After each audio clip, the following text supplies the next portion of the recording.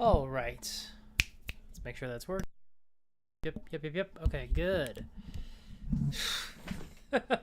For those of you who noticed that I suddenly went live for maybe a brief second, it'd be good. These settings are so wacky. Okay. Hello. Okay. Mr. Crow says hello. Ryder77 says heyo. Jeffrey McLean says happy birthday, dude. Can't say but wanted to express your appreciation for my time and efforts. Thank you so much, Jeffrey. I really appreciate it. Lol King Catbag, you're around for once. Mr. Steak birthday stream. William Slaughter says happy bird day. What's my bird? Well, you know the bird is the word, and that's all I have to say about that. How's the audio? The mic is at a different angle, so let me know how it's sounding. Marie, welcome. Blobfish, hello. Connor, hello. Anna, hello. Welcome, folks. We're on a delay, so I don't know when I will hear about the sound, but that's a rock. A rock is the perfect birthday bird. Well, really, the phoenix is the perfect bird for a birthday. Really. Okay, Ryder says the sound is loud and clear. Jeffrey says the mic sounds good. Great. Kelsey says it sounds good. Kyle, thank you so much. I really appreciate it. Kyle says he loves what I do, and I appreciate that. All right. I would love to pop out this chat so I don't have to watch my face in a delay, which drives me up the wall. It freaks me out so much. All right. Katini, thank you so much. I've made it around the sun one more time. So today we're just gonna hang out. Feel free to ask me questions, or I can just, talk about whatever. I finally saw the D&D movie, so we can talk about that in non-spoilery terms, because I don't want to spoil it for people. We can talk about whatever. We can talk about. I don't watch Succession. I want to, but haven't seen it yet, so I can't talk about that. Where are the house elves? I totally understand. Go do your assignment. I really hope that you are. Well, it's actually very possible that you're in America, in which case it's going to be due in the middle of the night. So I hope that you. I'm glad you came to say hello, and I hope you do well in your assignment. Robert, wow, Okinawa, Japan, awesome. What was the other thing? Oh, I'm going to stream basically until I get hungry and have to go get some dinner. I've been eating my Easter candy all day, and I know at some point I need to eat actual dinner, so I'm going to go to a great pastrami place. But I'm not hungry yet, so I'm not going yet. Marie, you said based on my advice, you have 2 scripts you need to record now. Thanks for that. What kind of scripts are you going to record? Yes, LOL King. That is the one of the few things I knew about the movie was that Drizzt was going to be in it, but is not. And I think it was probably a good decision. I think there's already a lot of exposition in that movie, and I think that if they had also put Drizzt in there, there's a lot you have to explore and expand. And I think the way that they replaced that character was done really well. One of the best sequences in the movie, is the scene that would have been the Drizzt section.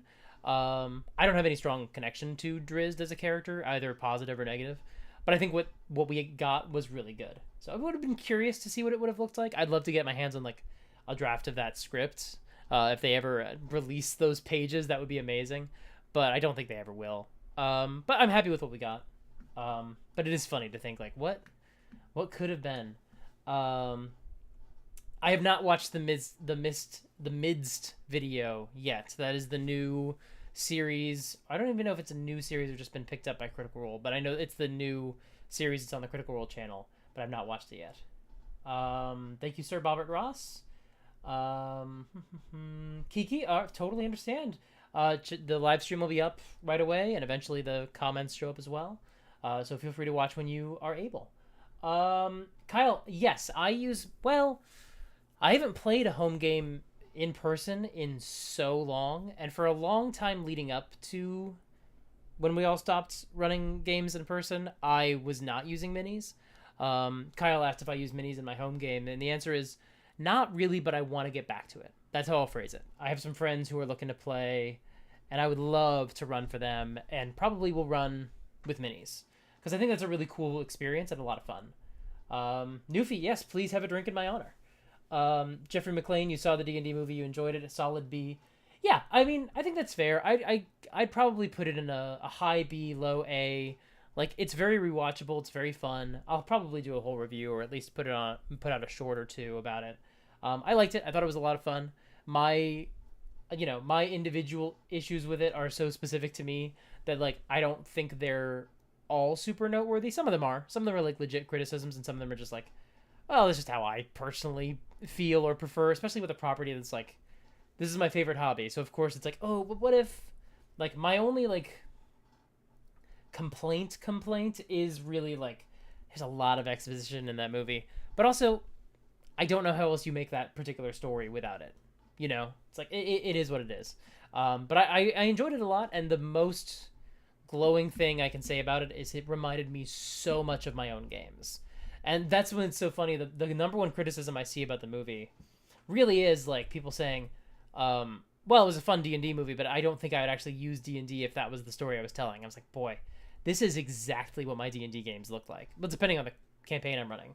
So it had all those vibes for me. I thought that was a lot of fun. So it was a really cool time at the theater. William Slaughter sent a super chat. Thank you so much. Love my videos. Very thoughtful, quality content. Keep it up. Thank you so much, William.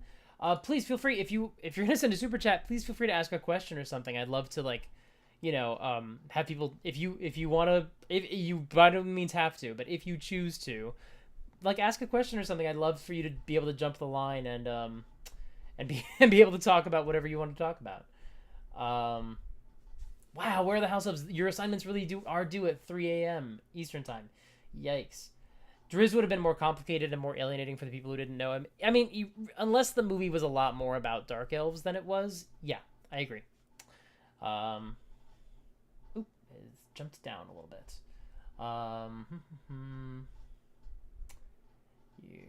You have a script for your inspirations and a script about how YouTube recommendations think you engage with the hobby. You might start a campaign diary. That's awesome. I hope you do all of those things. YouTube is a lot of fun, especially if you just encourage positivity and mute the people who are crappy in the comments. I do that all the time, and it really helps improve just the overall quality of my comments. Sean, thank you so much. I really appreciate it. Okay, so people are enjoying Midst. Oh, LOL King, please, yes, go back and enjoy the rest of your D&D game. The End King says, Mike, show us the cake. We're not big on cake in our house as much as cupcakes. So I do have cupcakes in the other room. Maybe if people ask real nice, I'll go and get the cup. No, I won't. I'll take a picture of the cupcakes later. I won't even do that. Just trust me, there are cupcakes.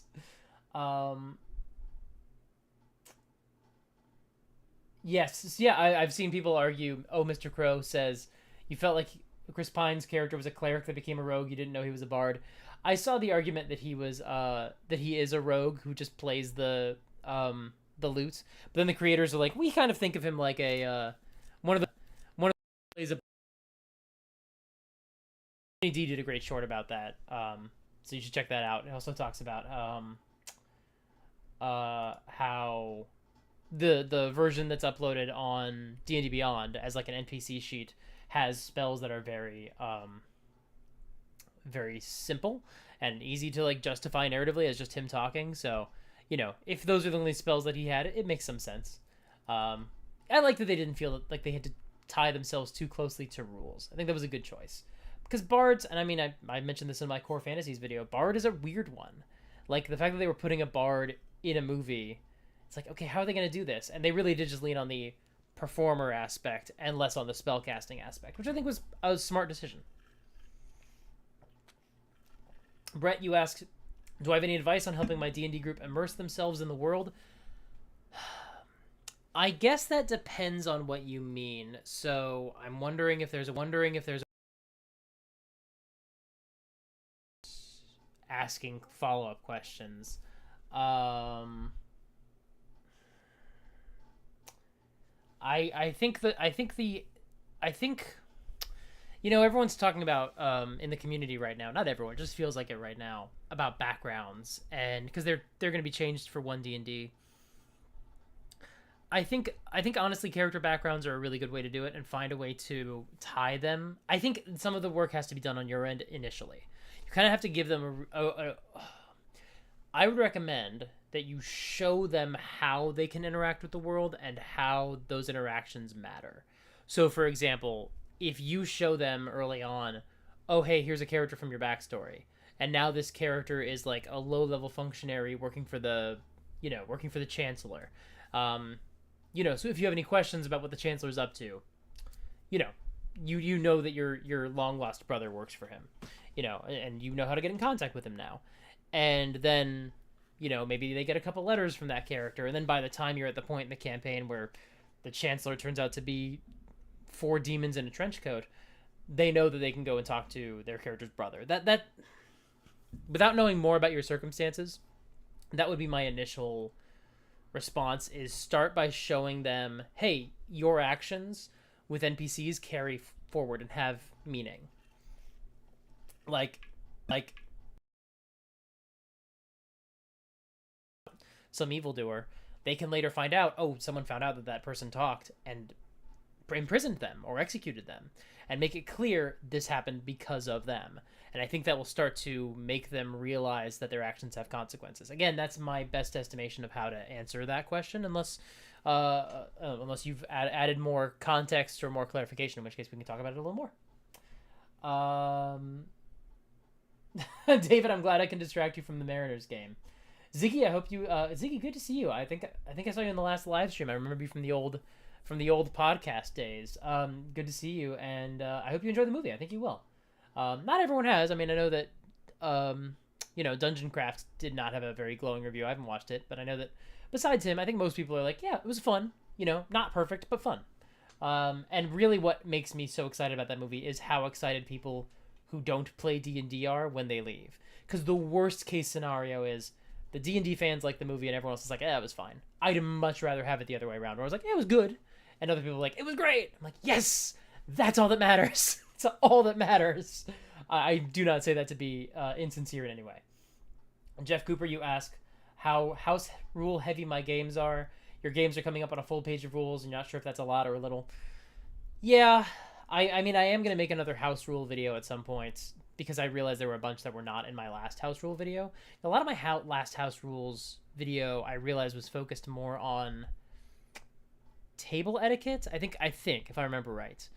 And that's not really what we think of when we talk about house rules. So I do need to make another one, but with the caveat that I think next time I play, when the new edition comes out, whenever I start a new game, be that Pathfinder, Shadow Dark, Fantasy Age, or the next edition of D&D, I want to try to run it for a while with rules as written and really give it a proper try. Maybe do a full campaign, whatever that ends up being, 5 levels, 10 levels, 15 levels, 20 levels, with the rules as written, just to get a sense of how they actually feel at the table.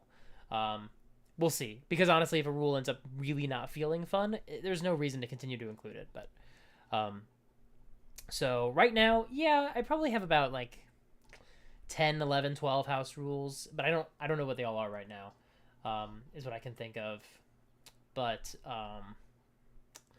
yeah, I mean, I know there are people who are going to argue if you have that many house rules, you should just make a new game or write a new or run a different game.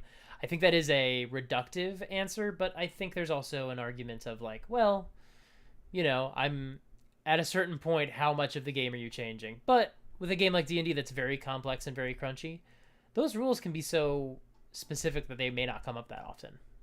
I don't tend to deal that often with the if you prepare a spell and you don't cast it, I've decided that you don't lose the spell slot because I don't like that ruling.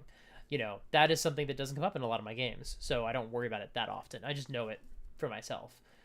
But it is probably something still good to let players know if they're interested. It depends how crunchy they are. But yeah, Yeah, I wouldn't worry too much about how many rules you have as much as how much they're changing. Maybe that's the best way to phrase it. If you're changing so much that it's like, boy, why are we even playing 5e or whatever the game is that you're playing? You may want to look at that. But if it's like tiny little use case situations, like, oh, well, instead of doing this for encumbrance, we do this. Instead of doing this for death saving throws, we do this. I think it's fine. You can have like 30 house rules as long as the players aren't expected to memorize them all and they have access to them. I think that's fine, personally. Um, yeah, Ryder, it's a good Better with Friends movie for sure. Um, oh, Ginger with glasses. Well, congratulations on changing your YouTube handle. Jozzy, I'm so glad you're enjoying the character creation series. I know those videos are, sort of specific because, like, I don't know. Because sometimes people watch them and, like, well, everyone does that. And I'm like, well, clearly not. Otherwise, I would have one subject to make. I would have one topic to make for the video, and then I would never make another one in the series. So I'm really glad that you're enjoying them. Patches, good to see you. Guildmaster, good to see you. Oh, Jeffrey, that was very lovely to shout out to the chat. I like it. Oops, it scrolled.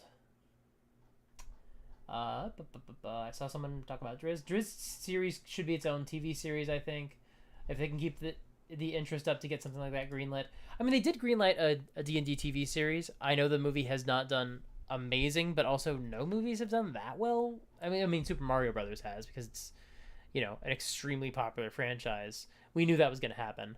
The D&D movie is getting really good word of mouth, so I don't think the plans on the TV show are likely to change, but stranger things have happened. So yeah, I mean, Driz could make a great TV show. You are asking that actor to go through a lot of makeup. I think it's, frankly, very shocking that, like, for example, Rosario Dawson has agreed to be in that much makeup for every episode of Ahsoka. That's intense. And whoever does Driz is going to be in a very similar situation. So there's little practical things like that you'd have to sort of, back up financially and justify the actor going through all that. So we'll see. But I have no strong feelings about Driz specifically, but I agree that he's a tough character. Well, I mean, you could argue he could do a cameo, but I think because of all the lore involved with just Drow alone, let alone his individual lore, that would be a challenge. But I'm sure someone would want to rise to it. How do I feel about someone running a PC while also being the DM? Do I think it makes the story more complicated than it has to be? No, I don't think it makes the story more complicated than it has to be. I think if you're running a PC, I've never seen it go well. I'm not saying that it can't. I think if you think of your character as an NPC specifically, you're more willing to let them step out of the story when they have to. You're more willing to put the priority on the players. We'll talk about that a lot more in future episodes of Critical Role Demystified when certain events happen where they end up going into major fights with NPC allies. We're going to talk about how Matt handles that balance pretty well, I think. And I know in the past when I have seen situations where people are like, well, of course I want to play a PC in the same campaign because we're going to rotate DMs. So my PC is just going to be hanging out with the other characters like any other PC, even though I'm running the game. It's totally fine. When I've seen that, it just doesn't. It is so hard for the Dungeon Master, who is also being a PC, to separate those sentiments of, like, I am the parent of the group. And that would be fine if they were just a player. I'm fine with the dynamic where someone's kind of being the parent. But I think when you're also the DM, it gives you, like, a lot of opportunity to basically be the person in charge. Like, I don't know how else to put it other than you have all of the information. So, of course, when you suggest things, it's not neutral, right? You're the Dungeon Master and you're a player character. It just gets very complicated. So that's why I don't recommend it. But if someone has an example of it working, I'd love to know about it. I just haven't seen it work. So those are my feelings. Dwayna asks how old I am. I'm 35. Mr. Steak, good to see you. I don't know if you're still here, and you said you had to leave, but good to see you.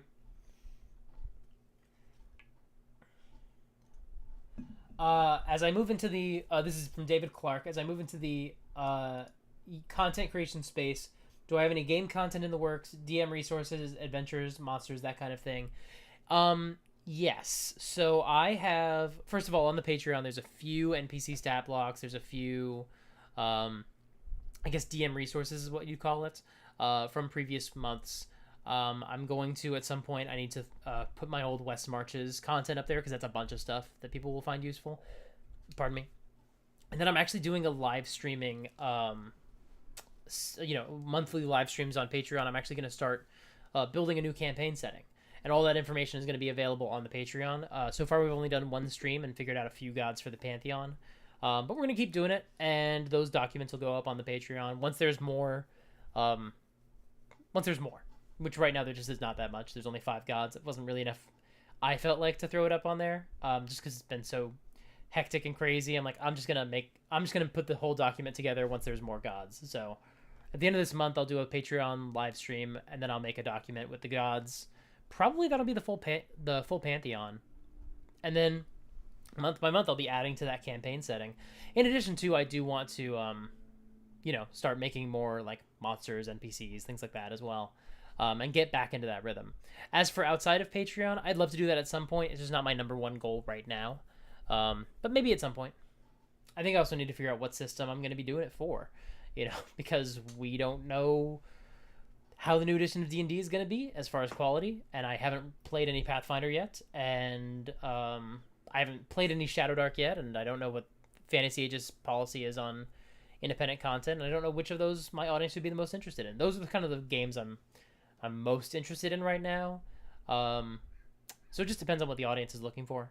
But we'll see. A lot of that's going to be determined next year. Thank you for asking. I appreciate it. Brianna, glad you were able to catch a live stream. Jeff Cooper, yeah, I'm curious to know if anyone else is getting those audio cuts. Good question.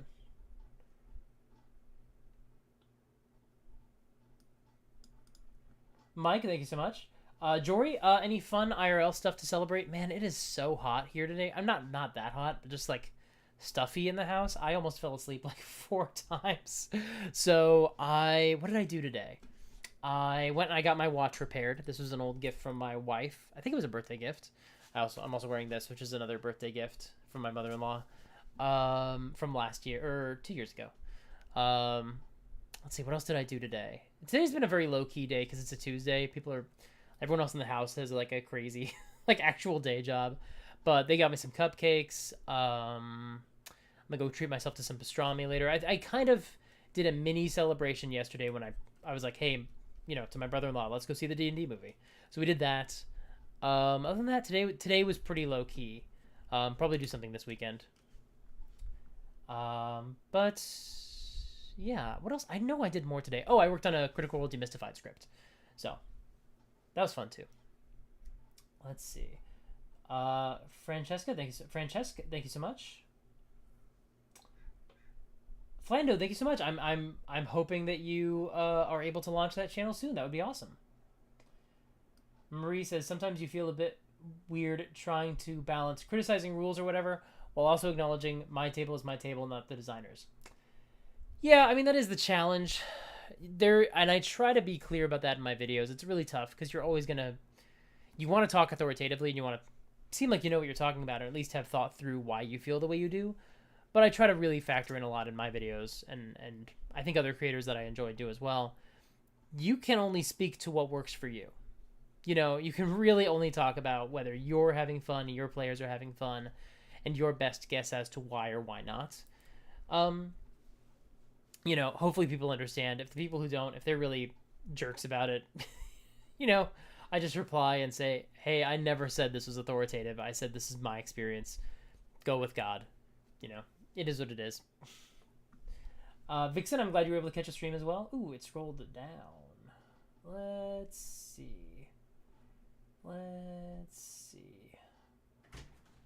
Not that far. Ah! Hello. Okay. Are there any actual play shows or podcasts I'd recommend to fill the gap between playing D&D, apart from the obvious ones? I recommended Worlds Beyond Number in the past. Let's see. Apart from that, so Worlds Beyond Number is a really recent one. Apart from that, I actually want to get back into it because I have not listened to actual play in a while. So that's something I'm working on as well. So I will make more videos about it as well.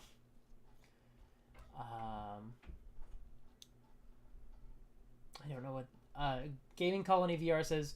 Sorry for the cool spam in Discord. My phone's auto reply went crazy. I don't know what you're referring to. So probably y'all good. I don't know what you're talking about. Let's see. The D&D movie of '97 wasn't even on torrent. Yeah, the 2000s D&D movie is not well regarded. Would I ever want to DM a thematic short-form campaign akin to EXU Calamity, Epic Level plus Cataclysm? Sure, why not? I have lots of ideas for a D&D campaign. Some of them short, some of them long. I'd love to do like a... I really at some point want to do like a short, like a 5, maybe 6 session, game where the players... Basically, thinking of the premise of EXU, the first season, where they're just like... They have this weird magic item and people are following them. They're trying to figure out what to do. I've always wanted to do something like that with just the deck of many things, where it's like, okay, there's like 4 factions after you. I have nothing planned, or I have elaborate plans, but all of them are subject to change based on what you do. You're level 3, you've got the deck of many things. What are you gonna do? Something like that would be, I think, a lot of fun.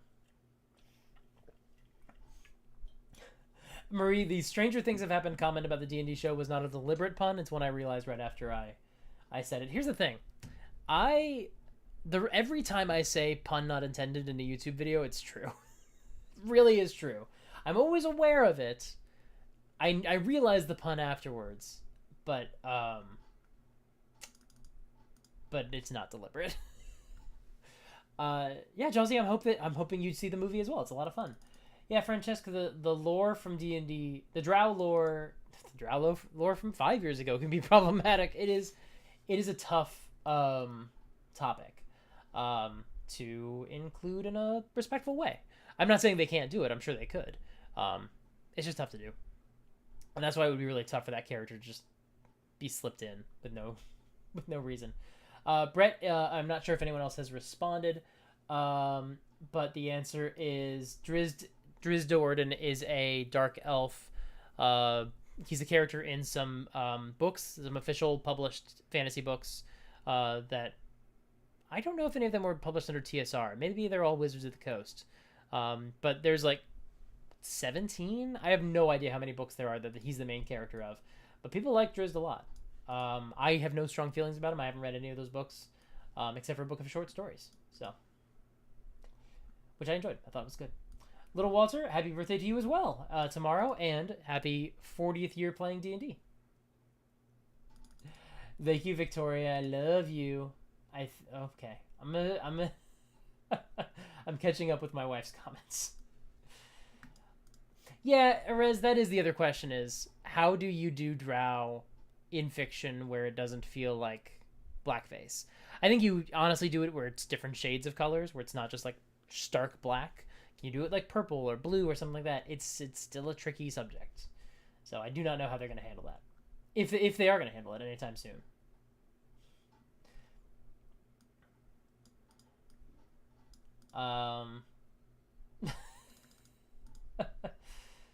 But 42 is the answer. Yes, it's true. 42 is the answer, Dwayne. I know that.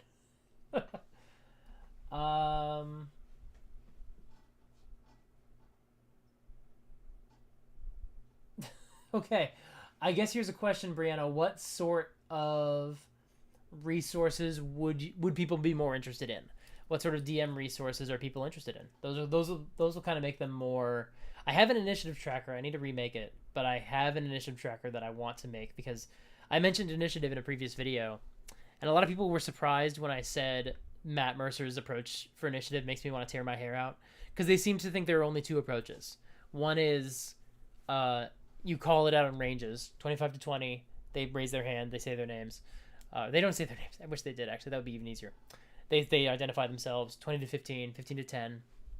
Or they seem to think the other approach is, well, everyone just shouts their numbers all at once, and then that's impossible to manage too. I'm like, there is such a more obvious solution, and I have an initiative tracker that I use, but it is not ready for prime time, so I need to make one of those. That's the only one that I have really on my list. I've talked about maybe doing a character sheet. I don't know what that would look like yet. But, if people want, I think I would definitely make a character sheet once the new edition comes out, because, I don't know what their character sheets look like yet. But I might make one in between now and then. It's supposed to be compatible, so it should be the same character sheet, presumably. But let me know, what other things would people like to see resources for?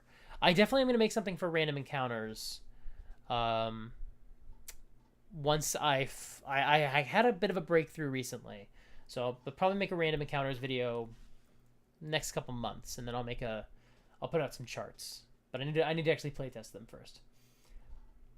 Kyle, what tips do I have on using music? While people respond to that, I'm gonna keep going down the list. What tips do I have on using music during sessions, especially for online sessions? I just downloaded Kenku FM. Kenku FM is a app, and what you can do is you can either have music on your computer that you just drop directly in, or you can use links from like YouTube. I bet you could make a playlist on YouTube and just source it into Kenku FM. And then you can either play it on the computer or you can source it to a Discord. There's like a bot you can download or like generate. Apparently it's really easy to just like type in a couple commands and you've created a Discord bot that takes the music that you stream from Kenku FM and just runs it into Discord as another contributor. Like anyone else in the chat, it just pops in so people can adjust the volume of it individually. You can just play with the settings on your end, and people can manipulate the volume on theirs, which is really nice. I really appreciate that. Then you just need to make sure people are actually that everyone has their own headphones. As for types of music, that's probably going to be a whole other video, because, well, you know what? Maybe I'll do a live stream about that. Maybe I'll go on Twitch someday, and I'll just go through and be like, hey, here's my music, that I use. I wouldn't be able to play a lot of it if it's not, if it's copyrighted music, but I would at least be able to show it off, and maybe talk through my thought process for the different kinds of playlists I use. Because I have like a small battle playlist. It's for like general skirmishes. I have like an epic battle playlist for like the big boss battles. I have creepy. I have epic creepy, which is like for like when things are really tense. And I think I have like a mega super creepy or something. Something else. I've got like sinister. And in my head, right, I think about these things. I'm like, okay, there's tension, and there's creepy, and there's sinister. And those are different categories. I've got peaceful, and I've got mysterious. And those are different categories than creepy as well. So I have a whole thought process. And a lot of it originated with when Matt Mercer showed screenshots of his playlists. But that was, 6-7 years ago, and my approach and style has evolved a lot since then. So I'm gonna make a video about it for sure. I'll probably end up doing it as a live stream first on Twitch, and yeah, I'll get to that at some point and do like a full walkthrough.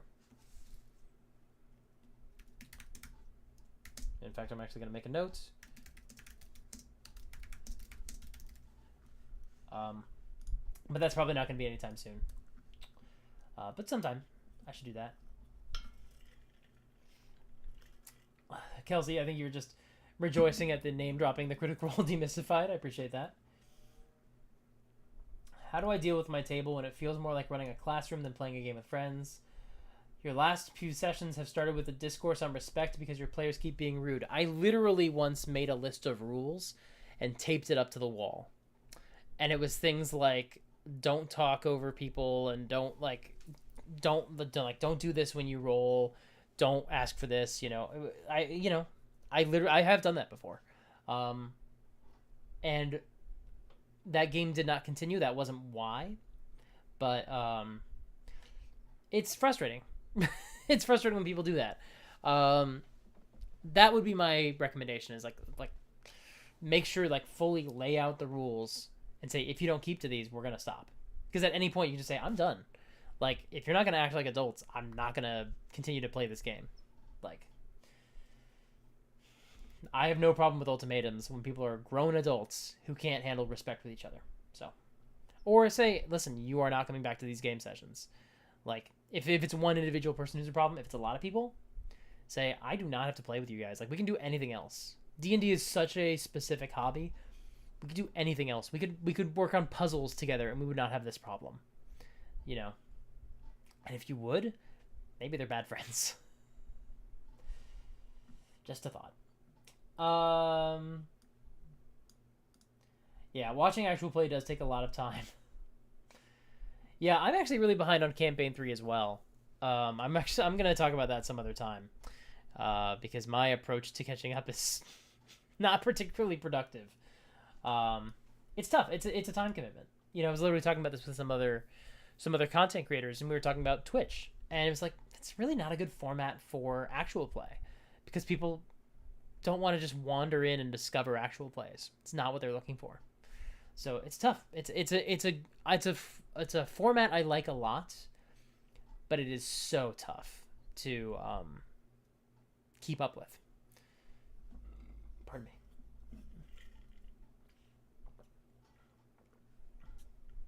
All right, where do I? Oh, where do I scroll down?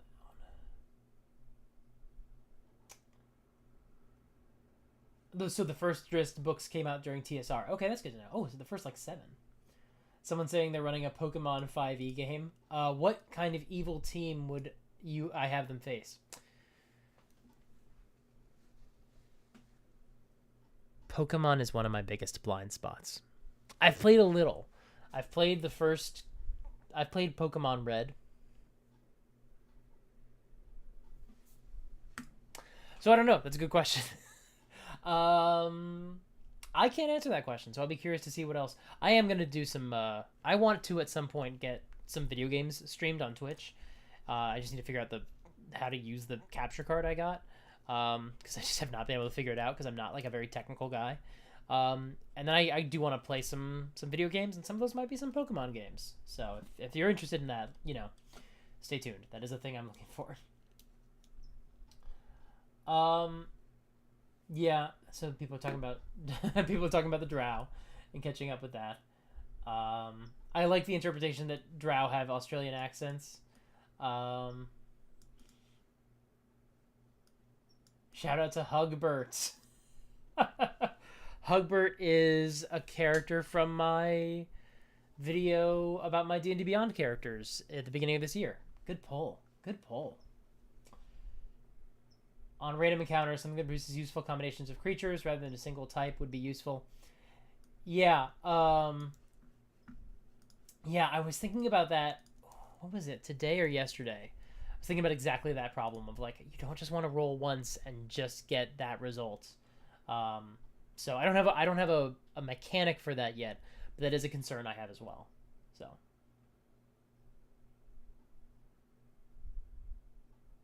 Yeah, so some VTTs also have decent music support. I believe Foundry, I think you can just drop tracks into Foundry. I'm not sure about that. I got a bit of a walkthrough on Foundry, but which I really appreciated. There was actually a viewer who heard me mention Roll20, I think in the last live stream, maybe the second to last, or maybe the first one I did.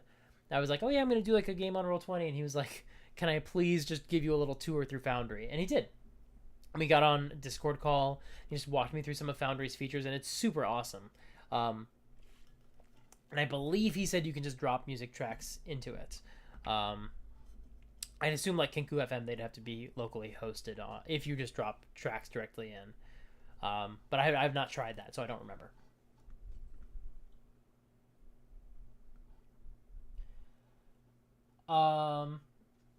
Fel says, joining in a tad late. Apologies if this was already covered. Wondering if I might consider addressing some Pathfinder 2 content in the near future. Well, it's really funny you say that. I should say, so there's 2 things that came today, 2 packages. One of them was oops. I'm going to knock things over. Okay, there we go. One of them was a birthday gift off of my Amazon wish list, which I really appreciate. It's from Kobold Press. This is Kobold Press, right? Yeah. Had a brain fart there. And this is from Wouter, I believe it's pronounced Bogarts, which is awesome. This just came today. This is super awesome. The other thing, which is not a birthday gift, but just happened to arrive today, is that Paizo sent me the beginner box. So I am at some point going to do an unboxing, and I have a group where right now we are trying to figure out when we're going to start playing Pathfinder, because our current GM just needs a break. from running Monster of the Week just because just getting burnt out on just like life and stuff. I was like, hey, I need a break. I just need to be a player for a while. And so someone else was like, yeah, I'll run a Pathfinder game. We just haven't gotten that scheduled yet. So I do want to start making some Pathfinder content. I imagine I'm going to split my focus between a few different games. I think I ultimately will always probably cover some D&D stuff, especially if there are people who, are mainly looking for like recommendations on whether they should get the new books. And I'm willing to be like, okay, I'll buy the book, I'll read it, I'll see if it's good. If it's bad, I'll say don't read it, don't buy it. If it's decent, I'll be like, hey, you can check it out. I don't right now have a schedule, like have that built into my schedule of like having that turnaround because so many people do that. But it is something that I want to do more of because I think there's a value to it. So definitely next year I'll probably be covering multiple games. I was not expecting that to be something people were looking for this year. So that has always been on my agenda for next year. Is like we're not just going to be a D&D channel, which is part of why I'm covering so much D&D specific content this year. Let's see. Somebody thank you for asking that, Felfel. I appreciate it. Someone asked if Drizzt is overpowered. I'm hoping someone else who's read the books can answer that question because I do not know. Other resources. So David says other resources you've never seen anyone actually do are guides for non-grid combat and tools to run those types of combats at the table. I actually strongly recommend Sly Flourish. Mike Shea from Sly Flourish has, I believe, in his book Return of the Lazy Dungeon Master. I can't talk apparently. He has a whole section. He has a lot, and it's on his blog as well, actually. So if you look up Sly Flourish, Theater of the Mind, he has some really good rules for that. So if I felt like I had more to add, I would definitely make some stuff about that. But his are very comprehensive. Ryder, I will definitely check out Arcane Anthems. I'm writing that down right now for music. Yeah, Blobfish. I need to rebuild. I lost a lot of my D&D music when my computer crashed a couple of years ago. But, and actually there might have been some on the hard drive that crashed last year, but I don't think there was. But I lost a lot of music, and there's some royalty-free music I use. But yeah, video game music is great. Like, for that, exactly that purpose. There's very few movie soundtracks, which is a shame. I'm a big movie guy. It's so much D&D music does not work for movie soundtracks so much of the time, with a few exceptions. And again, I'll talk about those in the video. Brianna, that is good to know. I will. Brianna said, as someone very new to D&D, you honestly love like a DM's basics resources to help organize and prioritize all the things to help keep sessions moving. That's interesting. There's a lot of different ways you can tackle that. That is something I'll have to think on, but it is something I will definitely think about. Yes, I'm glad David mentioned the Lazy Dungeon Master's Guide has some of that for sure. Mike, you like the way my keyboard clicks? My keyboard is this. I don't remember what it's called. I was literally just looking it up the other day because I was a little worried I'd have to get a new one because the D was sticking. And considering what my channel is about, not being able to type D was a problem, but it's doing better today, so.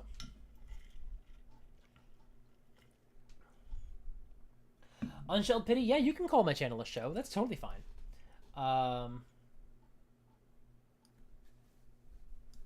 Unshelled Pity, I also use a phone camera. We have gotten to the point of the Patreon where I can now get a nice camera. I haven't had a chance to do it yet. So I am gonna get like a more fancy camera that will really improve on the streamline the process, because right now there's a really annoying bottleneck where I have to like upload everything through Google Drive, and it's a huge pain in the butt. And I think it's also going to improve the video quality, but the main reason is just to improve the workflow. But I've been filming everything on the channel with a phone camera, so like as long as you have good lighting, people cannot tell. This is a phone camera. This is my iPhone. So.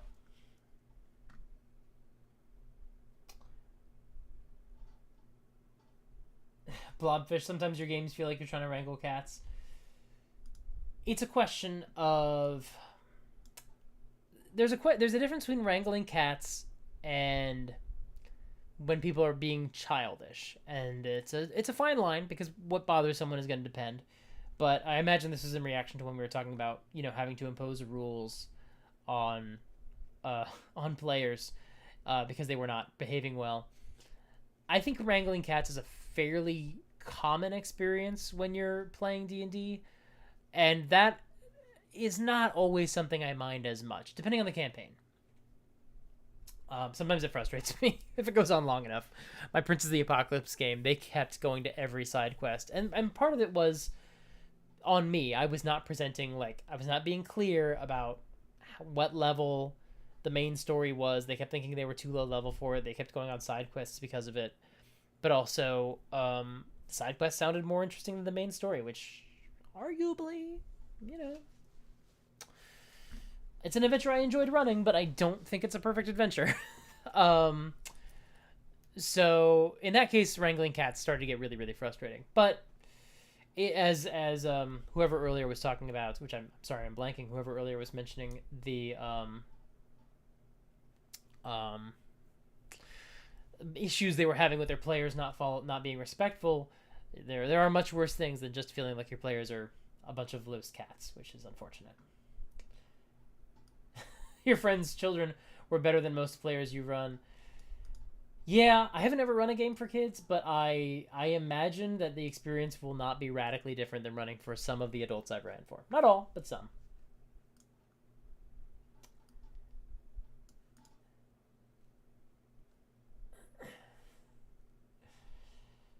Channel 10 UK, thank you so much. I appreciate it.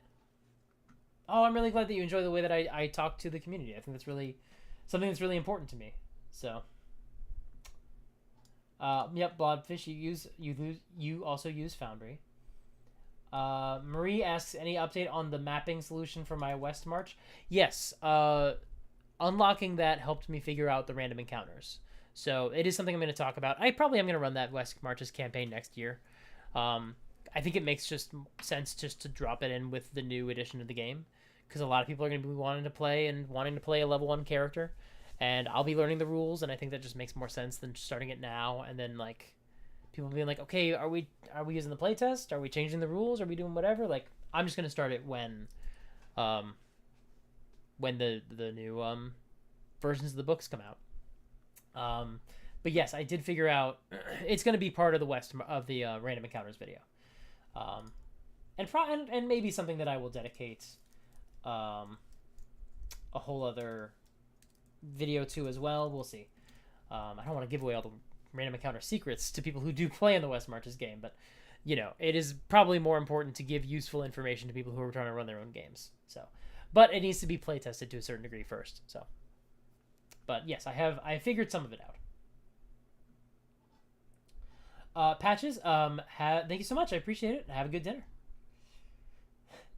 Okay, we're talking about Pokemon, I think at least a little bit. Will, good to see you. Thank you.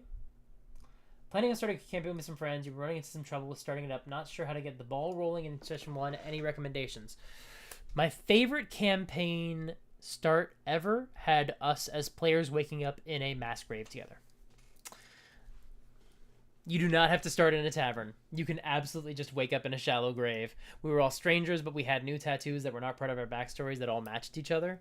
I had a broken compass that was magical, and as we learned more about our memories of our time together, we didn't have full amnesia. We just lost the times that we knew each other. And as we learned more, the compass gradually repaired itself over the course of those 13 sessions.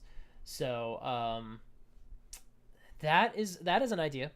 Or if you want a less extreme version, the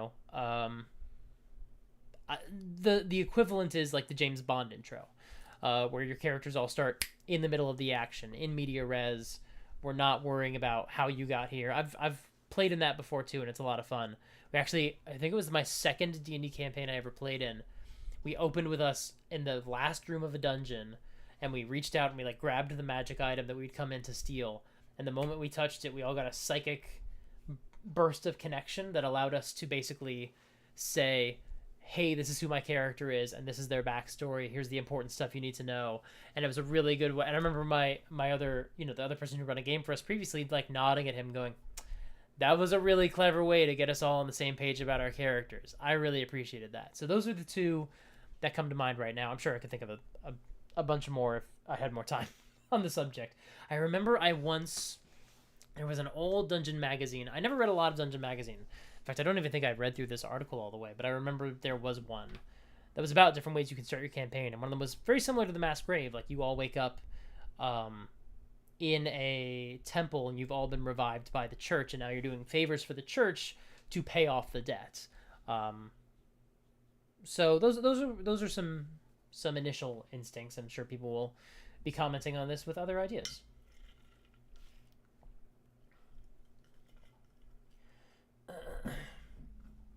Unshelled Pity says, during phase 2 of a boss fight, your brother tried to convince you to re-roll initiative. Maybe you should have. Only if you felt like you wanted to.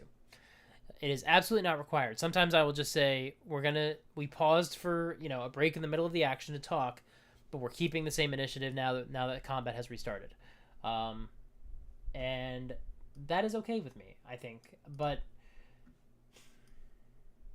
I can see his argument as well. Right? If it's a new phase. I think the question is, if you didn't stop fighting at all and just the environment changed and the situation changed, no, don't reroll. I don't think it makes sense to. But if there was a big break, or like you guys had to, like, let's say hypothetically the boss teleported to a different part of the dungeon and you had to, like, rush through the dungeon and you were, like, then getting there, okay, I could see them making the case. I still think it's ultimately your call. That is a big chunk of time. It's at least 30 seconds to get everyone's initiative, maybe longer. Plus, you have to, like, completely rethink strategy, and your players do. So, I don't know if... I think the question is, would he still say that if he'd had a high initiative? Or was he only asking that? I don't know if he had a low initiative, but it feels to me like that's, of course, what people ask. Is like, oh, I got such a low initiative. What if we rerolled right now? And if people are making bargains like that without backing them up with, like, a strong narrative reason, like a really strong narrative reason, or a strong mechanics reason, I don't tend to reward that. But that's just me, right? That's just my style. That doesn't have to be yours. So it's totally up to you. If you feel like, this player is not going to forget rolling low on initiative. This player is not going to be happy with the fact, like, they're never going to stop playing the what if game of, if only I'd had, if it's really going to bother them, sure, have your players roll initiative. That's fine. It really doesn't matter that much, I think, but maybe say, okay, we're going to reroll initiative, but this monster is doing it with advantage because, he's more prepared for you now. He's seen you in battle, so he's getting more ready. So if you want to try to reroll initiative and try to get a better placement, just know the monster's probably going to get a better initiative this time around because he knows you better. This is not like most initiative fights where these people haven't seen you fight. This is phase 2 of a boss fight. This is how we're replicating the fact that he's adapting to you. And, if they're not okay with that, then we're keeping the same initiative. If you're okay with that, that would be my recommendation. But again, I get to say that from the benefit of not being in the middle of a combat encounter, or not being in the middle of a D&D session. So however you handled it at the table, I think is fine. But how you want to handle it going forward, those would be my advice. But most important, make the ruling, move on. Don't beat yourself up for how you decided to do something in the session, because that's not useful. Just learn from it. If it didn't match with your style, do something different next time. If you're like, no, I think it was the correct call, that's fine too. Ziggy, you've played Shadowrun last weekend on Foundry and your GM had music playing. Yeah, I think it's a lot of fun to play with music. Oh yeah, so I didn't finish answering that question. When I play in person, I have a Bluetooth speaker that I just have off to the side, and I just run the music straight to that. So yeah, the Pathfinder core rulebook is thick, but that's Unshelled Pity just answered that question, is because it also has the GM's guide inside. So it's a beefy book. What's my favorite 5e book? I don't know. That's a good question. I really enjoyed what I've read of the Theros book. I really like Theros as a setting. I haven't read it all the way through. I think I trailed off at the end, when it's like into individual encounters and dungeons and things. But man, I liked what I was reading of Theros. But it's been a while since I've read some of these other ones. I actually have a copy of Tasha's here that I still have not read all the way through. I've only read enough to do the videos I made about Tasha's, and there's still a bunch I haven't read from it. So I'm bad at reading these D&D books, which is a problem for my whole thing. I need to what I need to do is I need to be better at carving out time and saying this is what I'm doing on this day. So much of the time it's like, oh yeah, I'm gonna do it on Friday. Well, Friday's my editing day, so no, I'm not. That's the problem. Is I need to really give myself a dedicated time. But it's part of finding a new rhythm. Is you find a better solution for the problems that you didn't realize were problems. All right, it just jumped down. There we go. Nurgatron, I appreciate it. Thank you so much. Unshelled Pity, I believe, if I'm not mistaken, if Crystal Shard is the first book Driz was in, Driz was not meant to be the lead of that book. I don't know if he is the lead in that book. I just know that he was created as a sidekick for another character. But that's all I know. Bethal, happy birthday, my Irish brother. I'm actually not Irish. I am Danish and German and English, and I think that's it.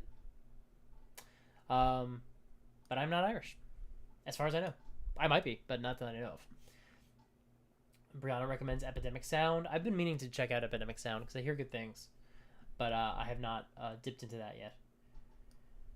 Blobfish, that's a really interesting question. Hold on.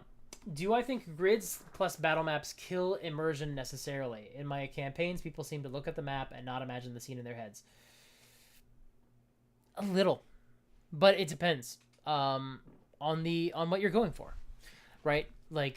First of all, I think it depends. There is a shoot, I don't remember what it's called. There's something I know people talk about from Scott McCloud, Understanding Comics, where different representations of different characters. Here, let me put it this way.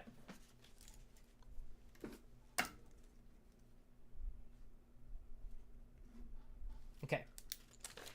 You see that you have two characters in front of you.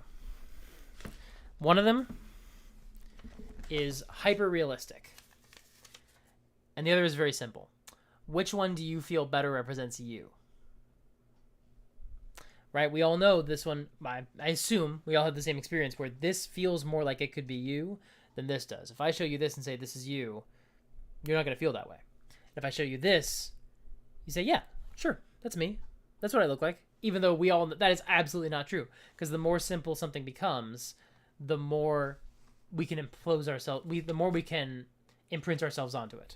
The more that we can see ourselves in it. Now, I think there is an argument for that as well with miniatures. I've played in games where you have full dungeon tiles and terrain, really elaborate maps. And this is something I'm, by the way, going to talk about. I might actually... Is it on the schedule? Bear with me. You might be getting a preview of a video that's already scheduled.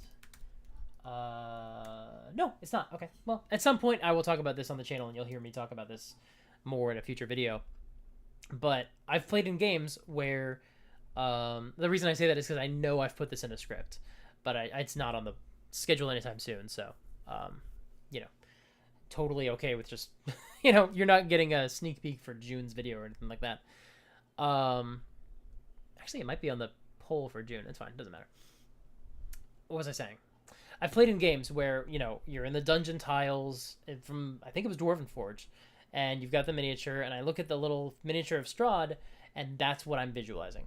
Right? We are tokens on a board. I don't feel like I'm in that situation. But the benefit is that there was another moment in another game in that same campaign when somebody lifted their token to fly. I think they had flying boots or something to fly over the roof, fly over the, against the ceiling to get to the other side of the battlefield. And as they got to a certain height, the DM just put a monster, in the air. It was like, okay, this is on top of the pillar. And because everything was being represented tactically, we knew it was true, right? It felt real to us. And that's a lot harder with Theater of the Mind to be like, well, how do you know exactly where I was? Well, how would I have not seen that? So there's benefits and drawbacks. I want to get back into running, at least some version of tactical games, because I think that it would help with a lot of the things that I feel like I need to work on as a GM, which are things like describing a room with more clarity, right? Or thinking about monster strategy more. These are things that I just don't always think of when I'm running in Theater of the Mind. And I think that getting back into more grid-based tactical play, because even when I run virtual games, I've been doing a lot of Theater of the Mind because it's just easier for me. But it also means that there's certain skills that I feel like are missing a little bit. And so that's something that I think is true to a point. It depends on people's experiences, but it's also, it depends on what you're trying to achieve with the fight. There are some fights that's like not really worth putting the grid out, but they bring out a different style and they emphasize different parts of battle. So I think there's a virtue to that. I see. And the next comment was that Delanthus said they help with visualization. So yeah. Jay O'Hearn, thank you so much for that comment. I'm really sorry to hear that you were struggling, but I'm so glad to hear that you are, that you are here, and that you are finding meaning here. So thank you so much. I hope you are okay. Please know that we value you as well. Please call someone if you are continuing to feel this way. But we love you and we're glad that you're here. All right, scrolling down, catching up. Yeah, Gia says the same thing with Theater of the Mind. People are sort of imagining things differently. Yep, that is a factor of that as well. Okay, where were we?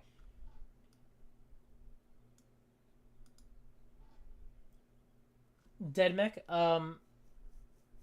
Okay, yeah, I mean, it is hard. I mean, you're right. That is a form of DMing that I don't often think about, is that it is a form of public speaking. So, I am glad to hear that you did it, and I'm glad to hear that it was also towards the end, that you were not put off from trying it and from the challenge. It is challenging. There are times, I was thinking about something today in my games that I feel like is really weak, and I was just like, I gotta push through it. I'm gonna only get better at this skill by running more games. So it's tough. It's really tough. But I'm glad you pushed through it, and I hope you continue to run a game.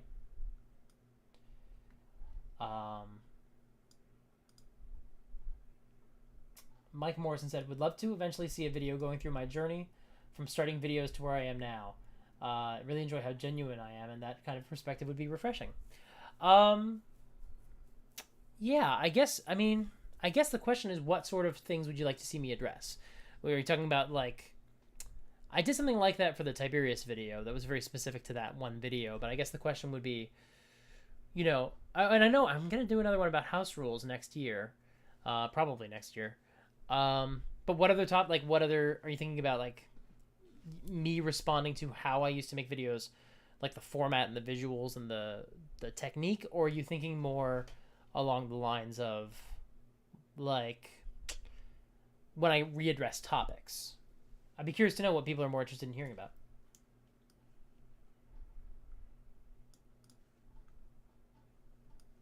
Fel, glad you were able to join us. I'm not sure if you're still here and you said you had to leave, but have a great night.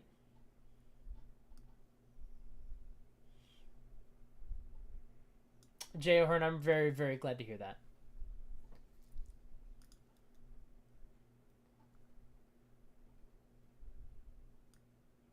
Okay, people talking about cold opens in D&D games. That's awesome. Oh, sorry, I'm just now catching up with Jay O'Hearn's second comment. That's why I haven't seen if there was something later. I'm going to jump ahead and see if there's anything.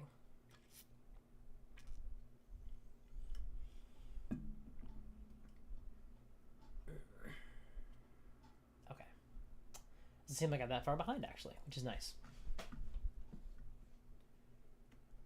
Chris, I'm glad to hear that. I hope you are also getting a chance to run some games, but even if you are not right now, I totally get it, and I hope you have a chance soon. Let's see. Channel 10 UK says, best campaign opening you were in. The DM narrated the start of combat and went around the table to have each of us narrate one cool thing we did instead of doing rounds as we intro our characters. Yeah, I think there's something to any sort of, like, start in the middle of the action approach. I mean, it's why James Bond movies open the way they do, and Indiana Jones movies, right? We want to see the character doing the cool things. I like that approach of having it be a little bit more narrative. That's really smart. Yeah. Yeah, I've done that before too. I've saved initiative for two completely different combats. But I'm also trying to be conscious of the fact that, like, I know that I benefit from that, right? Because I know, let me rephrase. I know that that doesn't bother me because I don't care that much about re-rolling initiative, and I know that maybe players don't feel the same way. So this is something that's going to depend a lot on your players. So it's a good question. An idea that you saw ages ago was that you want to try was that everyone wakes up in individual cages. Upon inspection, they are not in their own bodies. The players would switch character sheets. The goal is to break out, restore their bodies and minds, and then escape the wizard's tower. Thoughts?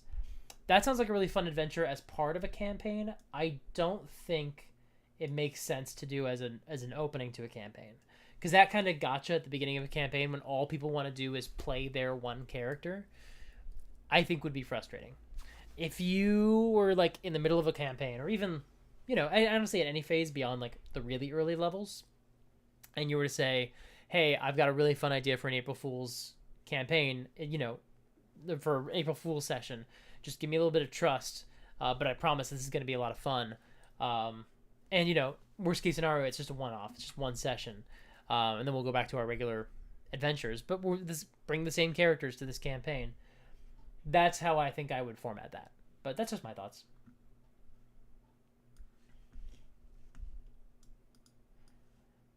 You like the idea of starting the game as children? I have enjoyed my Curse of Strahd game, the characters are children, because it gives me that Stranger Things vibe, / it. So it depends on the campaign, but I think it can work really well. The trick, and this is something that, is part of the conversation early on, is how you handle certain adult content. Right? If there's going to be romance or anything between characters or NPCs with the characters, obviously I'm not super comfortable with the characters being minors at that point.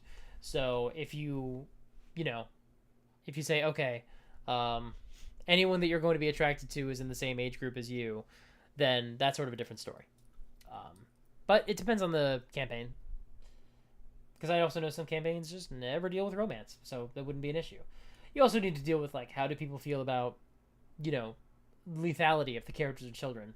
And that's okay. If people don't want to deal with that subject matter because they are children, then don't have them be children, or find a way to work around that subject matter. I think that's fair, too. Yes, it is a lot easier to improv off of a homebrew world versus locked into the books. I think that is a challenge of certain campaign settings more than others, but yeah, it's something in the nature of whether or not you pick a campaign setting or just make your own world. And we are going to talk about that in a future video probably as well. Well, I've talked about that a little bit already, because I did a video at the beginning of my campaign settings series. So Duena's favorite campaign start: a class reunion, hometown reunion. We were all childhood friends who grew apart, and now at starting level X, serendipitously got hired for the same job. So the first Dragonlance book opens that way. The first Dragonlance novel, I should say, and maybe the campaign in the 80s as well, the campaign book. But the characters are like old adventuring pals who are like, we're gonna meet back here in 5 years, and then they do, and that's how the campaign starts. So the idea is they have this backstory together, and in that backstory, I believe they were adventurers, and now they're reuniting with some levels. So, what are my thoughts on alcohol at the game table? I don't have any strong feelings about it. I'm not really much of a drinker, only because there's a lot of drinks I just don't like the taste of, and I live in Los Angeles. And so if I'm not hosting, I tend to be like, all right, I'm not really going to drink because I got to get home. And also people don't tend to make, there's only a few drinks that I like. So every once in a while, if I know that someone else is driving, I'll have something. But that is very, very rare for me, just because I tend to have a great time without it. But I don't care that much if other people do. It depends on the individual, because some people I don't want to hang out with and like try to get their attention on the game when they're drinking. So it's often that I don't. But then again, I haven't played in person for a long time, so it hasn't really been an issue.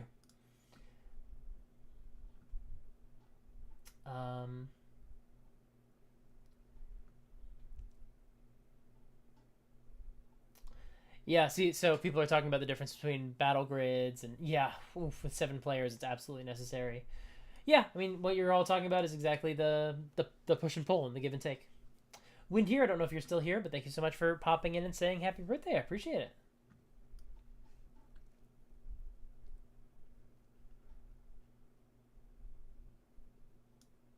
Ugh, Vixen, I'm sorry. That is no fun.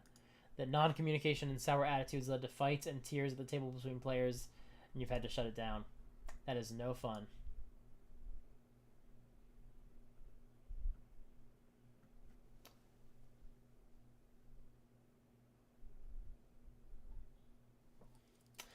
Yep, so people are still talking about the difference between getting on the grid and all these things. Yep, these are all fair points.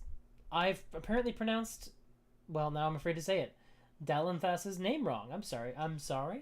I don't know how else it would be pronounced, so I'll be very curious to see if you drop a pronunciation trick in there. You don't have to. It's totally fine if I just got it wrong. That's all right. I'm sorry for that.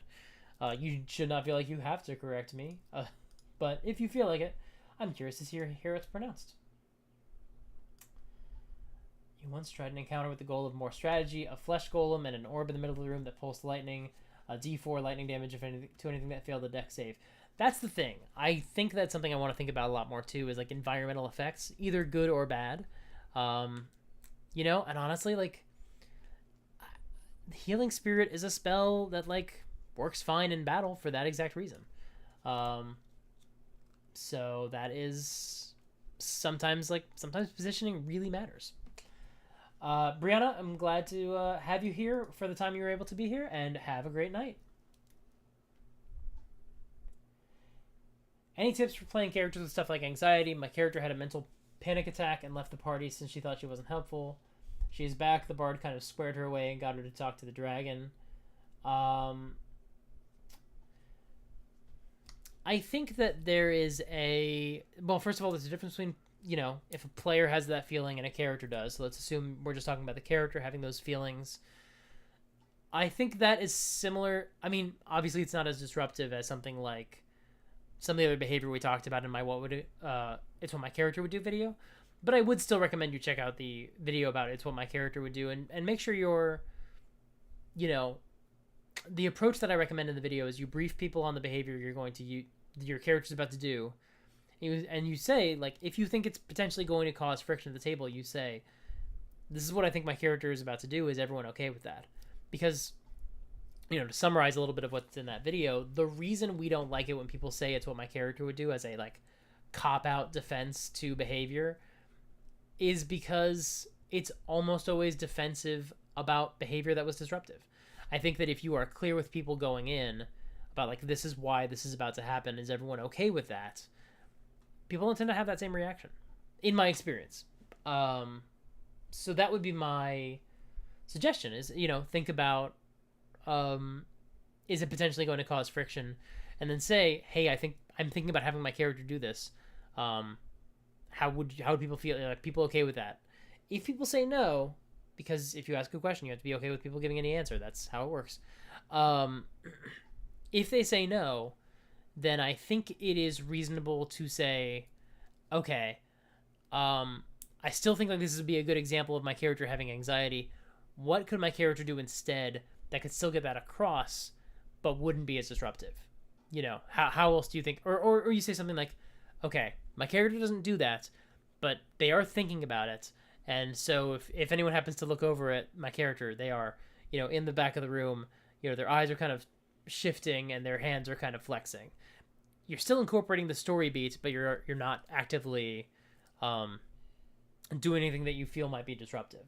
Now, again, the question is whether or not this is disruptive, which I can't answer. That's my sort of assumption of what the core of this question is, right? Is how do you handle it?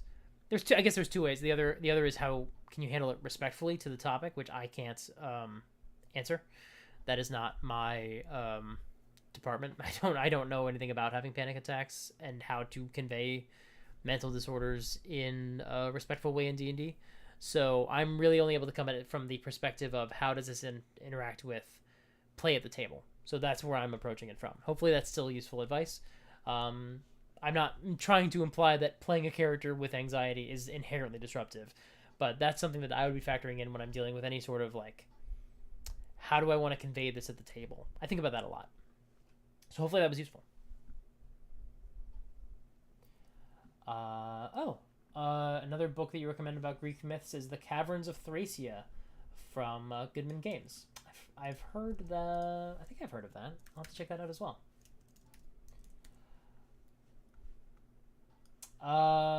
Robson asks, do I think martial classes struggle in later levels? And if so, how do you tackle this problem in your games? Yeah, absolutely they do.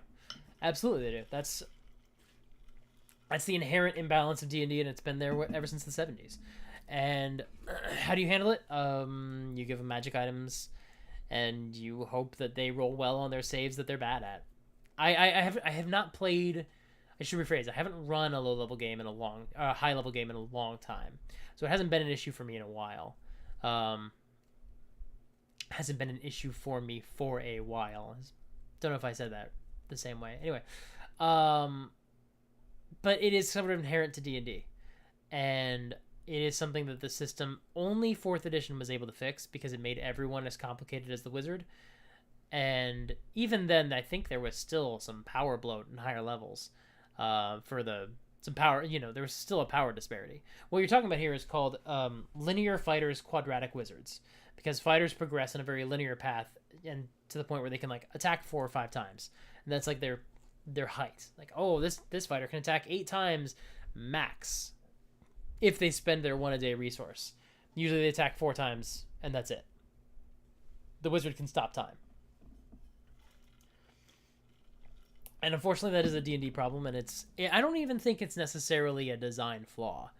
It's just the way the game is. I mean, we're talking about balance. Fireball is not balanced with any other spell of 3rd level because it's fun. There's a fun to that. It means that it's more likely for everyone to take Fireball, which is maybe a flaw, but that's part of D&D. That's part of the fun of it. I'm not saying that it's also not frustrating when people are at that high level. So I do recommend giving them like magic items that really allow them to flourish, and allow them to do cool things. Vorpal blades are there for that reason. Maybe not a Vorpal blade specifically because that is such an extreme weapon, but that's the kind of weapon we're talking about. Boots of flight, anything that allows your fighter to still feel like a badass. So that's my recommendation. Give them magic items that make them feel special and cool. Give them their Excalibur. Give them their Mjolnir. Something that is keyed into who they are and is awesome. And maybe don't try to target them with paralysis every time, because they're going to fail at it and feel let down and feel like they had a bad time. And or give them a bunch of minions to fight in battles, or give them an antagonist who they can get close enough to hit, and they can like actually duel with. Those are possibly the ways to address something that's been a part of this hobby for literally ever since it started.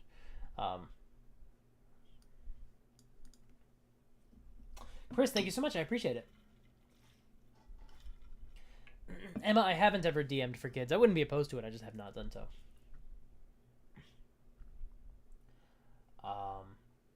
Mike Morrison. Okay, so this is a response on going backwards. Not going backwards. Looking back on previous videos. Said, originally you were thinking more along the lines of my journey just from starting uploading videos online and everything I've learned so far. But good point about bringing up amendment videos. Yeah, I mean, that's the question is like, I don't have any plans to tackle it specifically, but I probably will at some point. It's a good point. Like, a video about my journey. It's tough because I was doing so much video uploading before this channel started, because I had another channel in the past about writing books. It was an AuthorTube channel, and so I did a lot of my discovery and figuring things out over there. So I have that benefit, but it is something that if people are curious about, I can continue to talk about.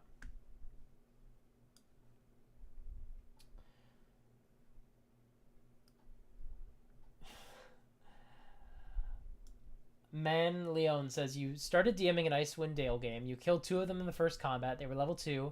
They were against the Spec stat block. I don't know I haven't read the adventure yet. I don't have a copy actually, so I don't know the one you're talking about. But I assume it is a monster from the book. You roll it back in the moment you don't know how to feel. Yeah, I've walked back deaths before as well. Let me rephrase. I didn't walk back a death. Everyone was, it was a total party kill, but no one had gotten to 3 failed death saves. So it was a total party unconscious. And I basically just said, okay, well, the goblins tie you up, and then they're going to give you a quest and something. It was fine. It worked. But I think this is something that I would talk about going in.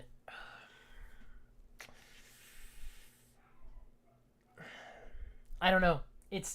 I don't think there's a right answer here. Because it is frustrating to kill characters. It's frustrating to kill player characters, especially if you feel like it was a balance problem. And I have heard that Icewind Dale's not necessarily super well balanced. I think that's actually true for all of the modules. But this is also, the argument can be made that unless you've already figured out a different approach to death, that's how it goes. Sometimes characters die. I think the answer will depend a lot on your style. For example, let me give you an example. I'm running a Curse of Strahd game, like I've said. And in that game, no one will ever need a replacement character. Because there are always other forces in the world that will keep these characters in play in some form. Now, every time they die, which has happened quite a few times, something takes a toll on them. They get, these ill effects that happen as a part of resurrection, or they're offered deals by otherworldly forces. Like there are not good things that happen to them, or at least strange things that happen to them when they die. But they don't need replacement characters. That works for that particular story. When I end up doing that West Marches game, that's not going to be how it works. If you die, you're dead. If you want to be resurrected, you have to figure it out, because I am not providing you clerics. You want to bring a new character, you can do that. You want to, but you're rolling them up at level 1.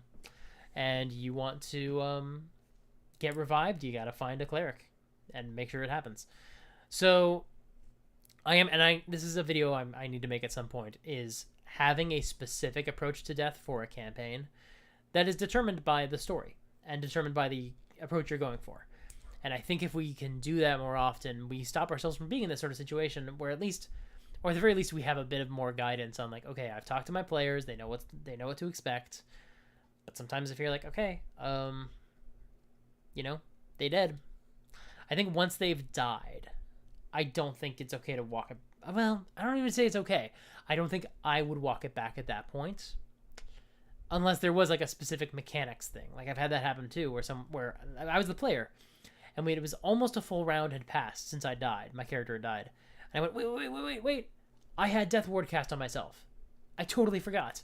And the DM basically said, okay, because it hasn't been a full round yet, I will let us do a retcon. If it had been any longer than that, I think it would have been too far delayed, and I wouldn't allow it. It's like, okay, that makes sense. But I'm a DM, and I have my own particular biases where I'm like, okay, like, I appreciate the consideration. If I had lost a character there, it wouldn't have been the end of the world. So I know that's not a universal feeling. So I don't think I have an answer based on what we just talked about, but things to think about, things that will be in future videos, and hopefully that helps.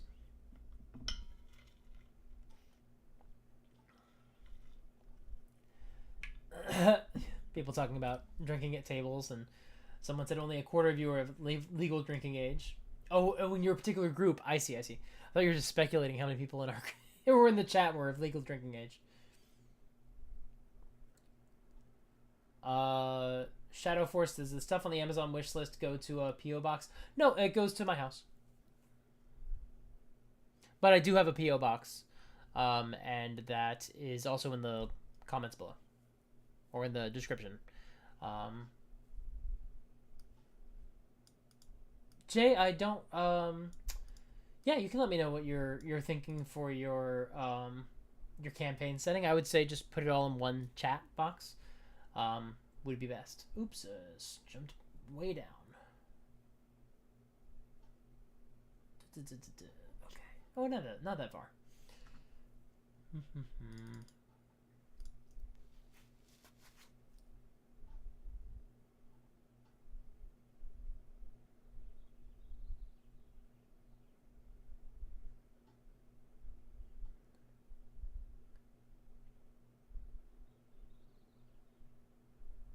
Oh my gosh.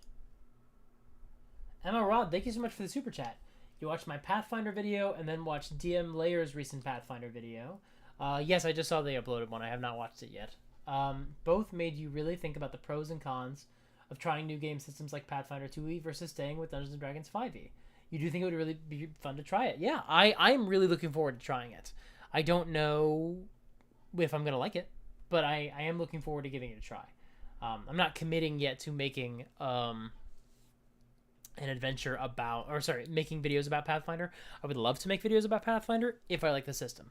If I don't end up liking it, I'm not going to do it. But I will at least make videos about my process of learning it, my experiences, how I feel, and then we'll see. We'll see what happens after that. Hopefully I like it, but I need to get a game together for it first. And Emma, thank you so much for the super chat. I really, really appreciate it. Lensman asks what my favorite non-TSR module, new and or OSR. I have not read very many, but I will say what I have read of...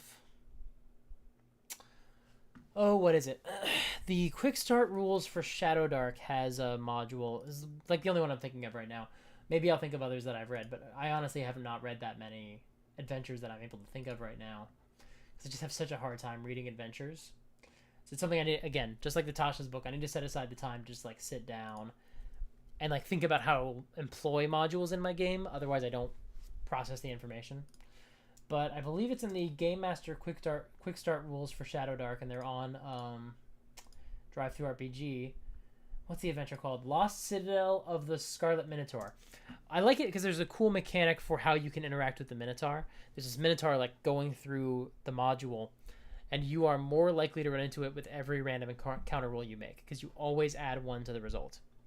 Every time you roll, you add 1 to your result. So at a certain point, it's inevitable that you're going to hit the 8 or whatever you need to get the Scarlet Minotaur. So that's the one I'm thinking of right now. I'm sure I'll make a video about it at some other point, when I have sat down and read more of the many modules and adventures that I own, or have bought PDFs of, or people have given me hard copies of. But yeah, that's my feeling, especially because I want to run more Shadow Dark, and those smaller little modules are perfect for that, and OSR stuff as well. Elisa, I'm glad that helped.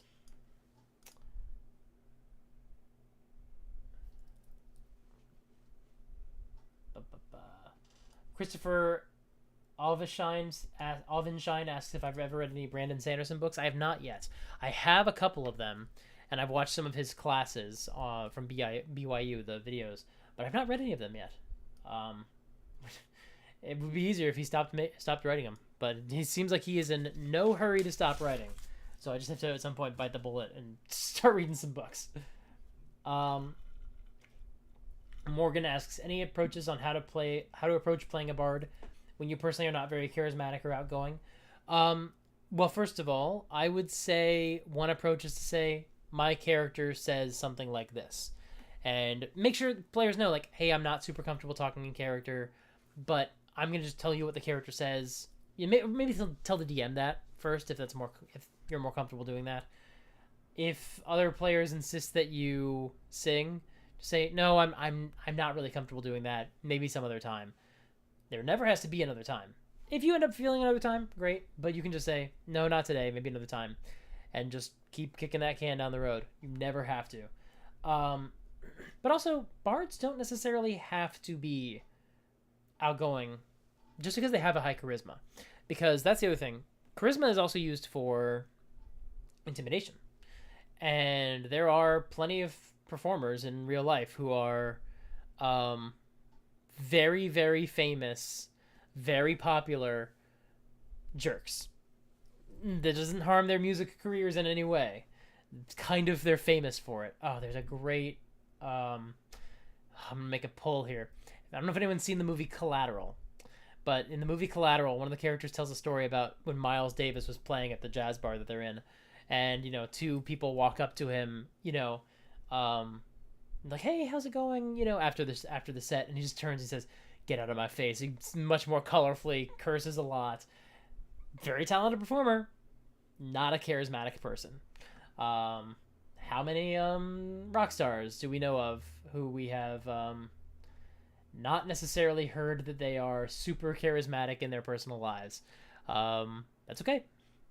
That's totally fine if your character is very good at certain skills, but not necessarily, effusive or, movie star smile or anything like that. So that would be my suggestion. Maybe make it part of the character. Like, oh yeah, my character's really like, I don't want to say make them a brooding loner. I'm not saying make your character a jerk. I'm saying there are other ways you can convey your character's skills without employing the standard bard charisma. That's the best way I can put that.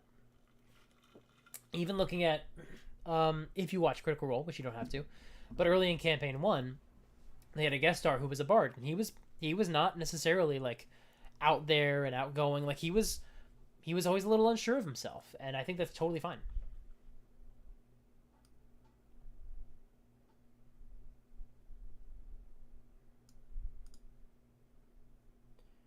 Thank you so much, Chaos Theory. I appreciate it. I'm sorry, I'm catching up with the chat. Mystic Wizard, I'm glad you were able to make it. I'm glad you've been a fan of the channel for, it sounds like, probably about a year or very close to it. Nick asks, sorry if this has been asked or answered, do I have a favorite official 5e Wizards adventure? Right now, it's Curse of Strahd by default. I don't think it's going to stay that way necessarily, because I want to read some more of them. I haven't even read the new starter set, which I hear is great. I have a copy of it, but I haven't read it all the way through. The reason that I like Curse of Strahd as much as I do is something that I'm going to talk about in an upcoming video. It's in my next villains video, which goes out on Monday the 17th. So, there are reasons beyond, and also the structure of Strahd is great. Like, as someone who tried to run the first few 5e adventures, Horde of the Dragon Queen, and I ran a full campaign of Prince of the Apocalypse.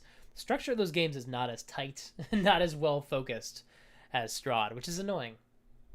Because Strahd has a lot of content in it that's not right for everybody, and I wish more adventures were structured like it. And which you can do. You can just, sub some stuff out. But that is right now my default answer. But I don't think it's going to stay that way, because I have more ones that I want to read. Don't kill players, kill PCs. Oh, dead mech. Don't tell me what to do. Kyle, I am glad you were able to join, and I hope you have a great rest of your night as well.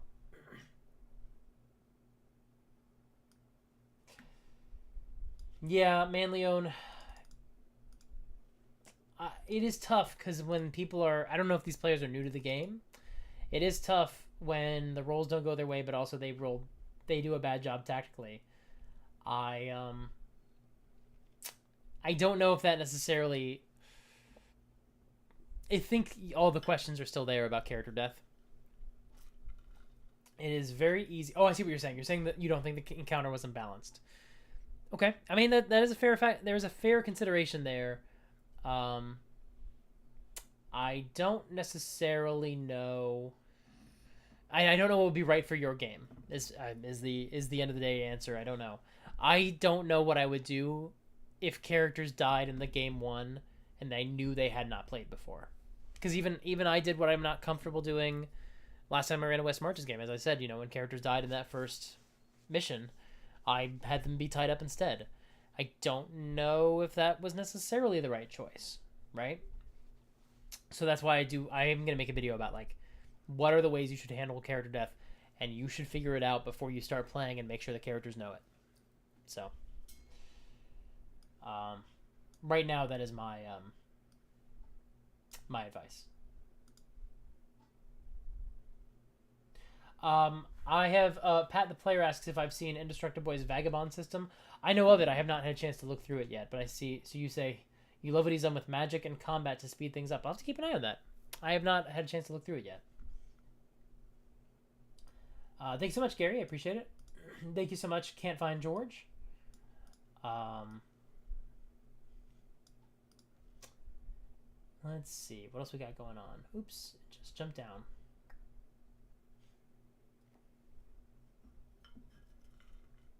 Jay, I love that. A lot of this stuff that I think about as well. I think I have a different approach to it than yours. But the idea that there are, villains who are predominantly humans in my case, no longer human looking, but they're from a bygone empire. I think we have similar ideas rattling around in our heads. So I like what you got going on there. That sounds cool to me.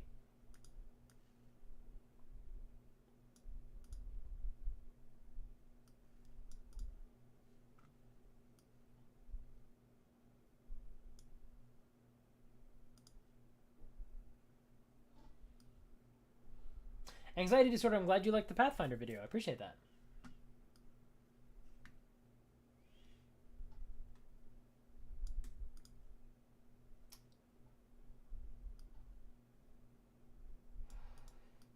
Yeah, Icon, it is, when people get skipped in initiative, it happens.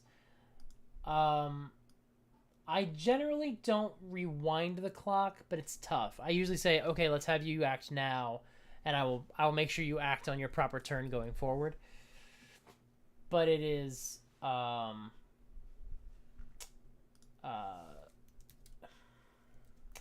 it's tough because you can't necessarily control how people are going to feel about things. Like if people get skipped in initiative, like initiative is such a situation where people are how's the best way to put this? People take initiative very seriously. And if something frustrates them or upsets them, they are going to let you know about it. And they don't necessarily know how to articulate it. So I sympathize. That's all I can say. I sympathize and I get it. Shadow Force, you bought something on the list and you're super paranoid that it didn't make it. Was this on the Amazon list or the Amazon list?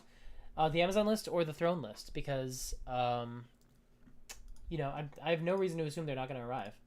I'm sure they will come.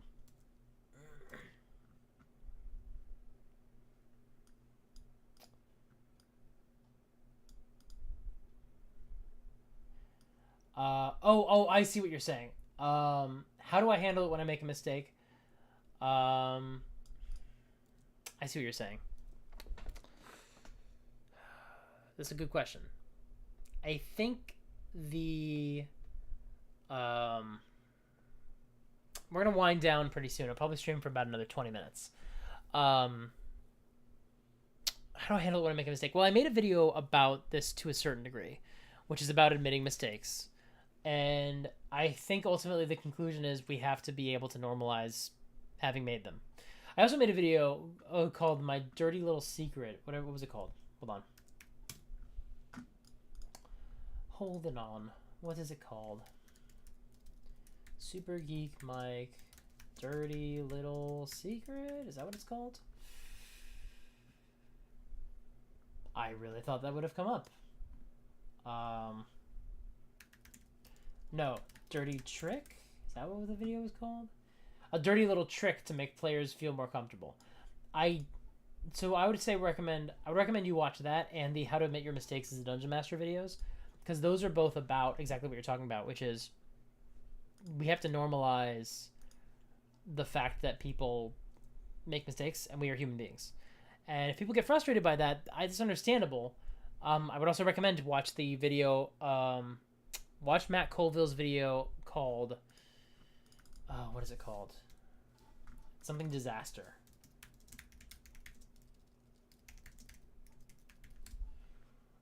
Catastrophic Failure. It's a campaign diary where he talks about something in his game that he made a mistake that was really bad. It cost someone a character.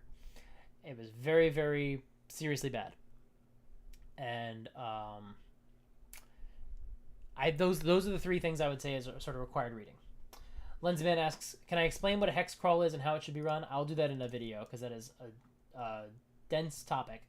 But I will say that really quickly, a hex crawl is it's a map where you have the map of the terrain.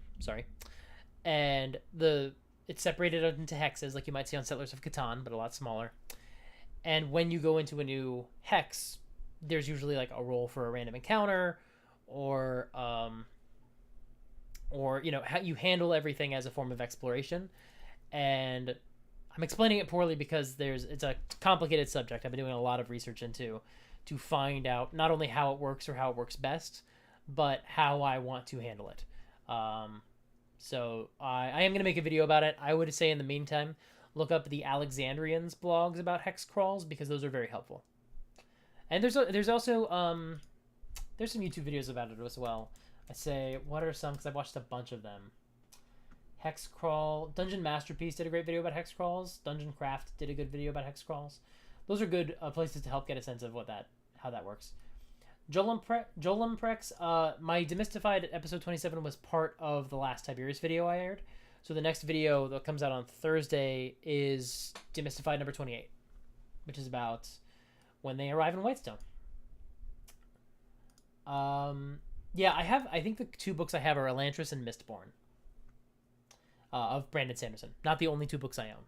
I have more than two books. Yeah, I have... No, I don't have Descent into Avernus. Blobfish, I have... No, I don't. But I've heard good things. You know, I like the pitch. Somebody said Dorian in Exandria Unlimited is neutral neurotic. I like that. That kind of works. Interesting. Wild Beyond the Witchlight. That is another one I need to check out. There's a few that I have not... The new ones I have not had a chance to look at yet. I'm so awesome, Face. I'm glad to hear that went well. Gary, thank you so much. I appreciate it. Adept, thank you. Yep. Initiative. Jay, I'm glad you were able to join us. I am going to wrap this up pretty soon. Yep, we're getting towards the end. Have I ever wanted to dye my hair? No. I don't really care about that. Gary Boyles asks, says you're working on a setting. The theme is Stargate meets Hogwarts meets New York. That sounds good. I like Stargate. I like some things about Hogwarts. I like some things about New York. I think it's fair to say I like some things about Stargate too, but I remember it fondly. Let me put it that way.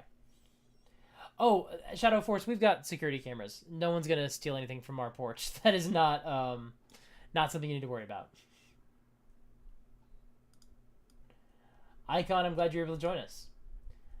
What do I recommend for learning more D&D lore and history? Jordan, Jorphan. Oh, someone else said Mr. Rex. I say Jordan as well. Or if you want to know more about like the meta history, like the outside the history in the games, but the outside history, I'm doing a bit of a Matt Colville binge right now. He talks a lot about that in some of his videos, so that's also worthwhile. Yeah, I am going to do a hex crawl video. Probably not right away. Maybe by the end of the year. I want to talk about random encounters. I don't know how to do that without talking about a hex crawl, so I'll probably do both. But I also need to play with it first. You know, I need to actually have it employed in a game. So there's only so long that I can actually talk about... There's only so soon I can talk about a hex crawl without actually playing it in a game.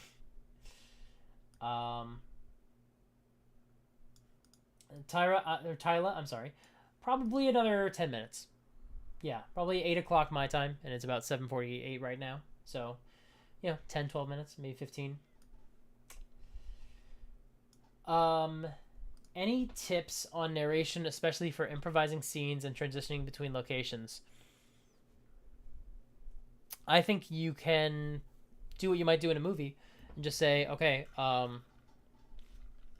you journey to so-and-so and give them just the most interesting locations, like the most interesting or relevant details they need to know going there, with the caveat that you're going to think a lot of things are interesting because you made them up. They may not be. Pardon me. That's why I say relevant. You know, think about what's actually... You know, for example, in the video I have coming out in Thursday's video, Thursday's Critical Role video, I talk about how I make a reference to the fact that as they're journeying across a mountain, Matt mentions the type of stone in the mountains. Like, oh, this is something you notice. And the reason he's doing that is because that is actually really important to the story that's about to unfold. He knows that. It's okay if the players don't remember it. That's something they have access to. He shows them in that scene. Something like that. Maybe one or two little details that they might pick up on the journey that you can just see it as like, hey, this is something you may, if you happen to write it down, great. If not, I'm just going to mention it. And if you make the connection later, great. Otherwise, just give them something sensory. You travel along the journey. It's rainy. It's cold. It's miserable. You're in the carriage the entire time, except when you need to, go out and sleep. And those are the only, and that's all you say. And then, after 4 days of grueling journey, you arrive. The shorter the distance, the less you have to say.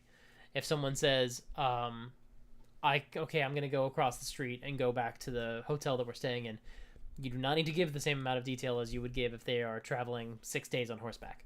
So that's my initial estimation. Benjamin King, how are you, sir? Good to see you. Benjamin King is someone I've played real life D&D with more than once.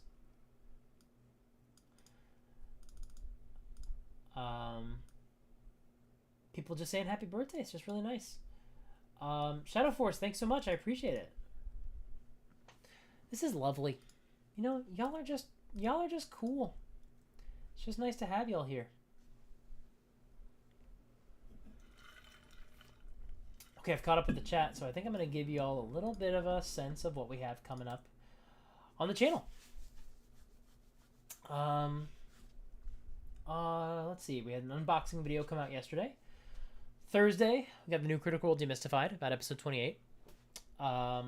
Next Monday, the 17th, I've got a video coming out about my favorite D&D villains from published materials. Thank you so much, Peyton. I appreciate it. Thank you, Icon. Next Thursday, I have a video about whether or not your setting should have spell casting services in town. People to cast Identify, healing spells, resurrection spells, things like that. Gary, thanks so much. I appreciate it. And then Monday the 24th, got another video about villains, and that one's going to be a little bit more meta, and I'm not going to say any more than that until we get there. Spilled Paints, thank you so much. I appreciate it. And then, today I actually just finished the script for Critical Role Demystified episode 29, which goes up at the end of April. So, and then I've got a lot of cool stuff mapped out for March. And I've actually filmed some March videos already, which is really nice. Kelsey, thank you so much. Any other last minute questions? Otherwise, I'm going to go... actually, you know what? While we're all here, while I'm waiting for all to put in your questions, I'm going to put in my order for dinner.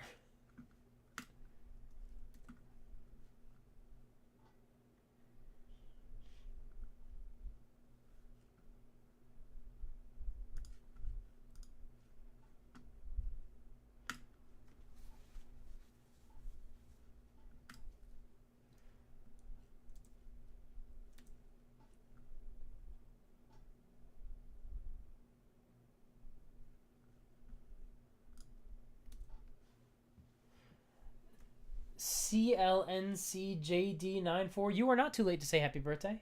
It's never too late to say happy birthday. Because it is still my birthday. It's my birthday for another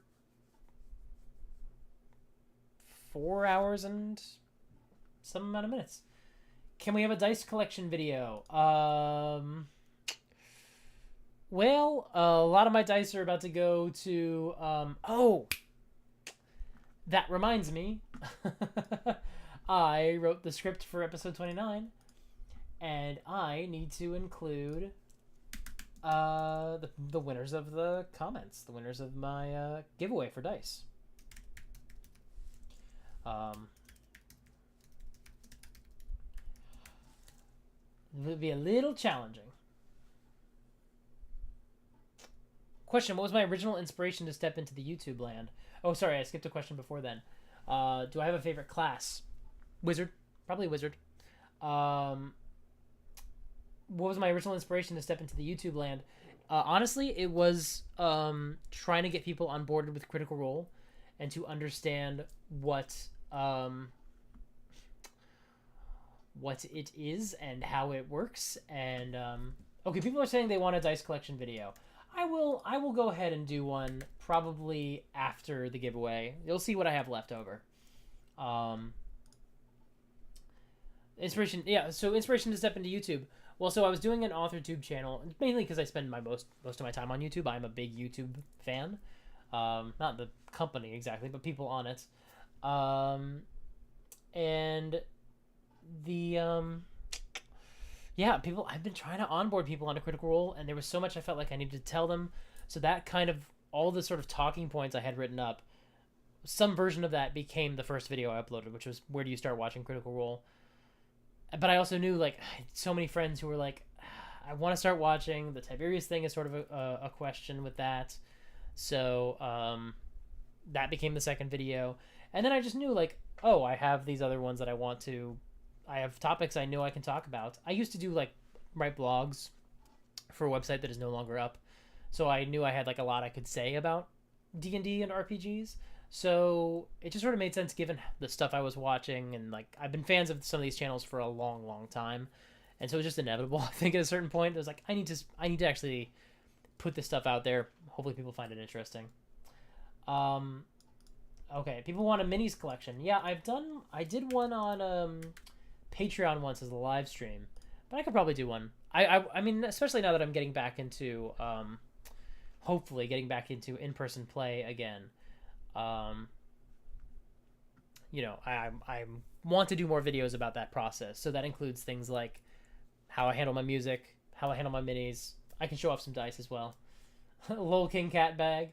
Glad you were here. Do I have a favorite monster that is not an undead monster that is not in 5e? I don't think so. Trying to think if there's any that are outside of, like, from mythology or something that are things that I enjoy. I can't think of any right now. Can't Find George asks for a brief overview of how I write my scripts. It's probably a pretty boring answer, which is that I have this huge master list of subjects that I want to talk about. And then what I'll do is I'll try to line them up whenever I can with like thematically relevant things in the Critical Role videos that I'm talking about. For example, we saw that with the torture video, the chase video, and the villains video that all came out right around episode, what was it, 25 of Critical Role. Those were things that were kind of related to what was happening in that episode, or at least close enough that I felt like I could, you know, reference them. I don't do that all the time. Sometimes, you know, I don't have that much that I want to pull from the video, but let's see, how do I want to phrase this? I have this like huge list of ideas of things I want to talk about. Sometimes I'll go through it. I'll just say, hey, I want to talk about this now. I want to talk about this. Sometimes I will find myself when writing a script basically covering the topic anyway, so I can check them off that way. But really, when I sit down to write, I plug in some headphones, I listen to the Tron Legacy soundtrack, and I just go for like 2 hours, just trying to collect my thoughts. It helps that a lot of these are things that I've thought about for a long time because I have the idea already written down. That helps me a lot because like I've written it down enough to have written a title. The title may not say the same, but at least because the title is down there, I think I know what I want to talk about. There are some where I don't. Like I know I have some I have like a skill challenges is like a video title. I'm like, I don't know what that is yet. That's going to take more time to figure out. So I can't just sit down and write a skill challenge video right now because I don't have a take on that yet. But if it's like, you know, torture is bad and doesn't work, and this is a D&D video, okay, I've known for a long time what that video was going to look like.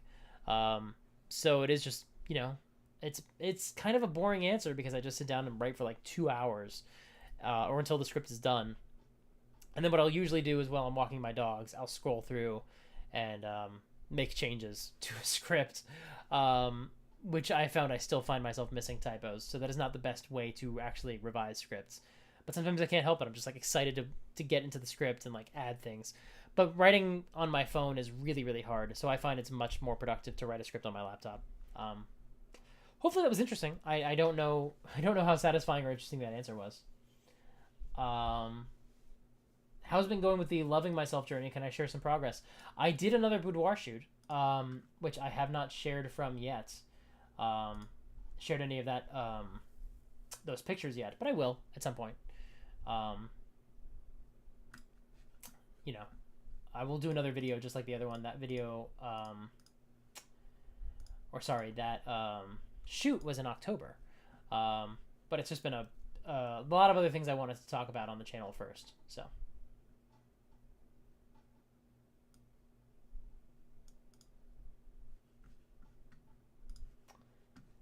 All right. What am I getting?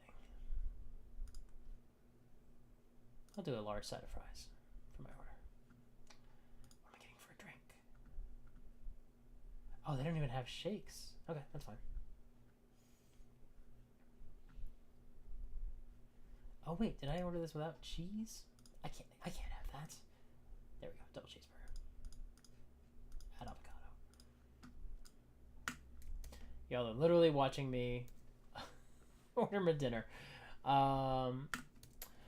Any content creators that I follow or enjoy? Yeah, a bunch of them. Gosh, a bunch of them. Let me see. How do I... Let me see. I could just pull up my subscription list. But it's a lot of people you'd expect. Ginny D, Tulok the Barbarian, Matt Colville. I think I've mentioned his name enough that you guys can take that as a as a matter of course at this point. Who else do I follow that is worth remarking upon? Roll for Initiative with a 4, like the number 4. Is one that I'm a fan of. Sly Flourish, absolutely. Geek Philosophy, Geek Pantheon, Legal Kimchi, Ghostfire Gaming, Luna Luboffin, as a fellow Critical Role YouTuber.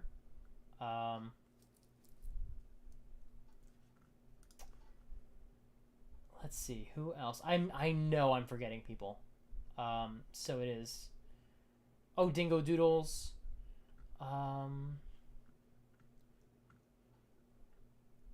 Yeah. No Nat Ones. Even though I don't play Pathfinder yet, that's definitely, I still follow their channel. His channel. Who just said another one? Oh, Dungeon Dudes. Yeah. What else? Those are the only ones I can think of right now. Nerd Immersion, although, Nerd Immersion as a peer and someone I respect, I should say, big fan of their channel. I can't watch everything Nerd Immersion puts out. Nerd Immersion puts out like 12 videos a day.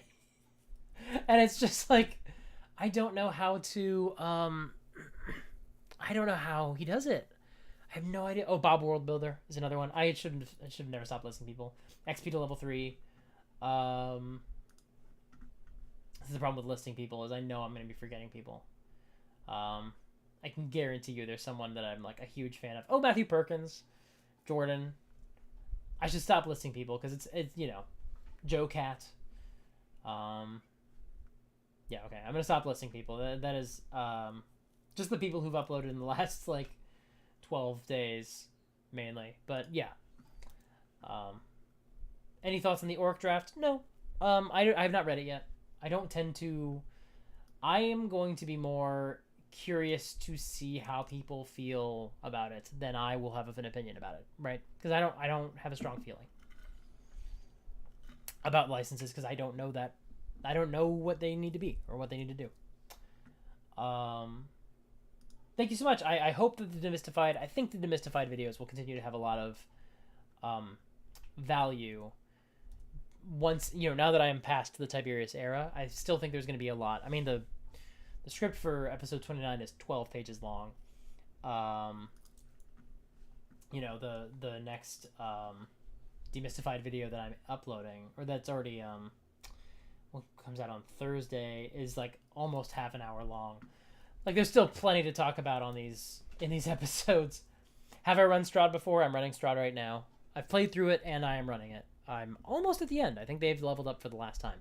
So we're going to do a battle royale next time we play, and then they're going to go into Ravenloft. And the reason why I'm doing a battle royale is because the characters had a situation where they were going to be like, they were captured and the villains were like, all right, you're going to fight to the death.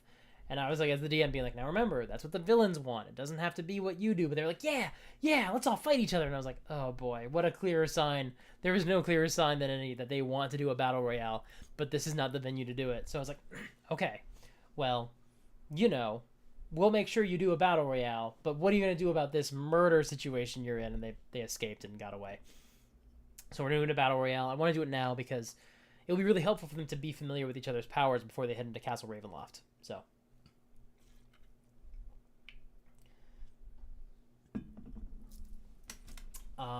That's it. I think I'm going to go ahead and, sign off. Thank you all so much for hanging out. I normally try to go live on Twitch like once a week. I don't know that I will get a chance to do that this week. Purely because like we are currently, tearing up the carpet in one of our rooms and having to replace it with wood or with a laminate because the carpet was mildewy. Joys of being a homeowner. So I don't know that I will get a chance to do a live stream on Twitch this week, but I will definitely try to do one. I'll do at least one next week. I actually have some topics I'm very excited to talk about and to turn into videos. I'm gonna go get some dinner. I'm going to come home and watch Ted Lasso. And, it's so good to see you all. Thank you so much for a wonderful evening. So glad I got to spend some time with y'all. Have a wonderful rest of your nights. And enjoy. Hopefully you'll enjoy Thursday's video. If you haven't seen it yet, please watch the video I uploaded yesterday, which is an unboxing video. I'm really happy with that one. I thought that was a lot of fun. Those miniatures are awesome. Show that sponsor some love. Just, watch the video. Say those minis look great, and that I think will go a long way. That's it, I think. Hey y'all, have a great night, and thank you so much for everything. Bye.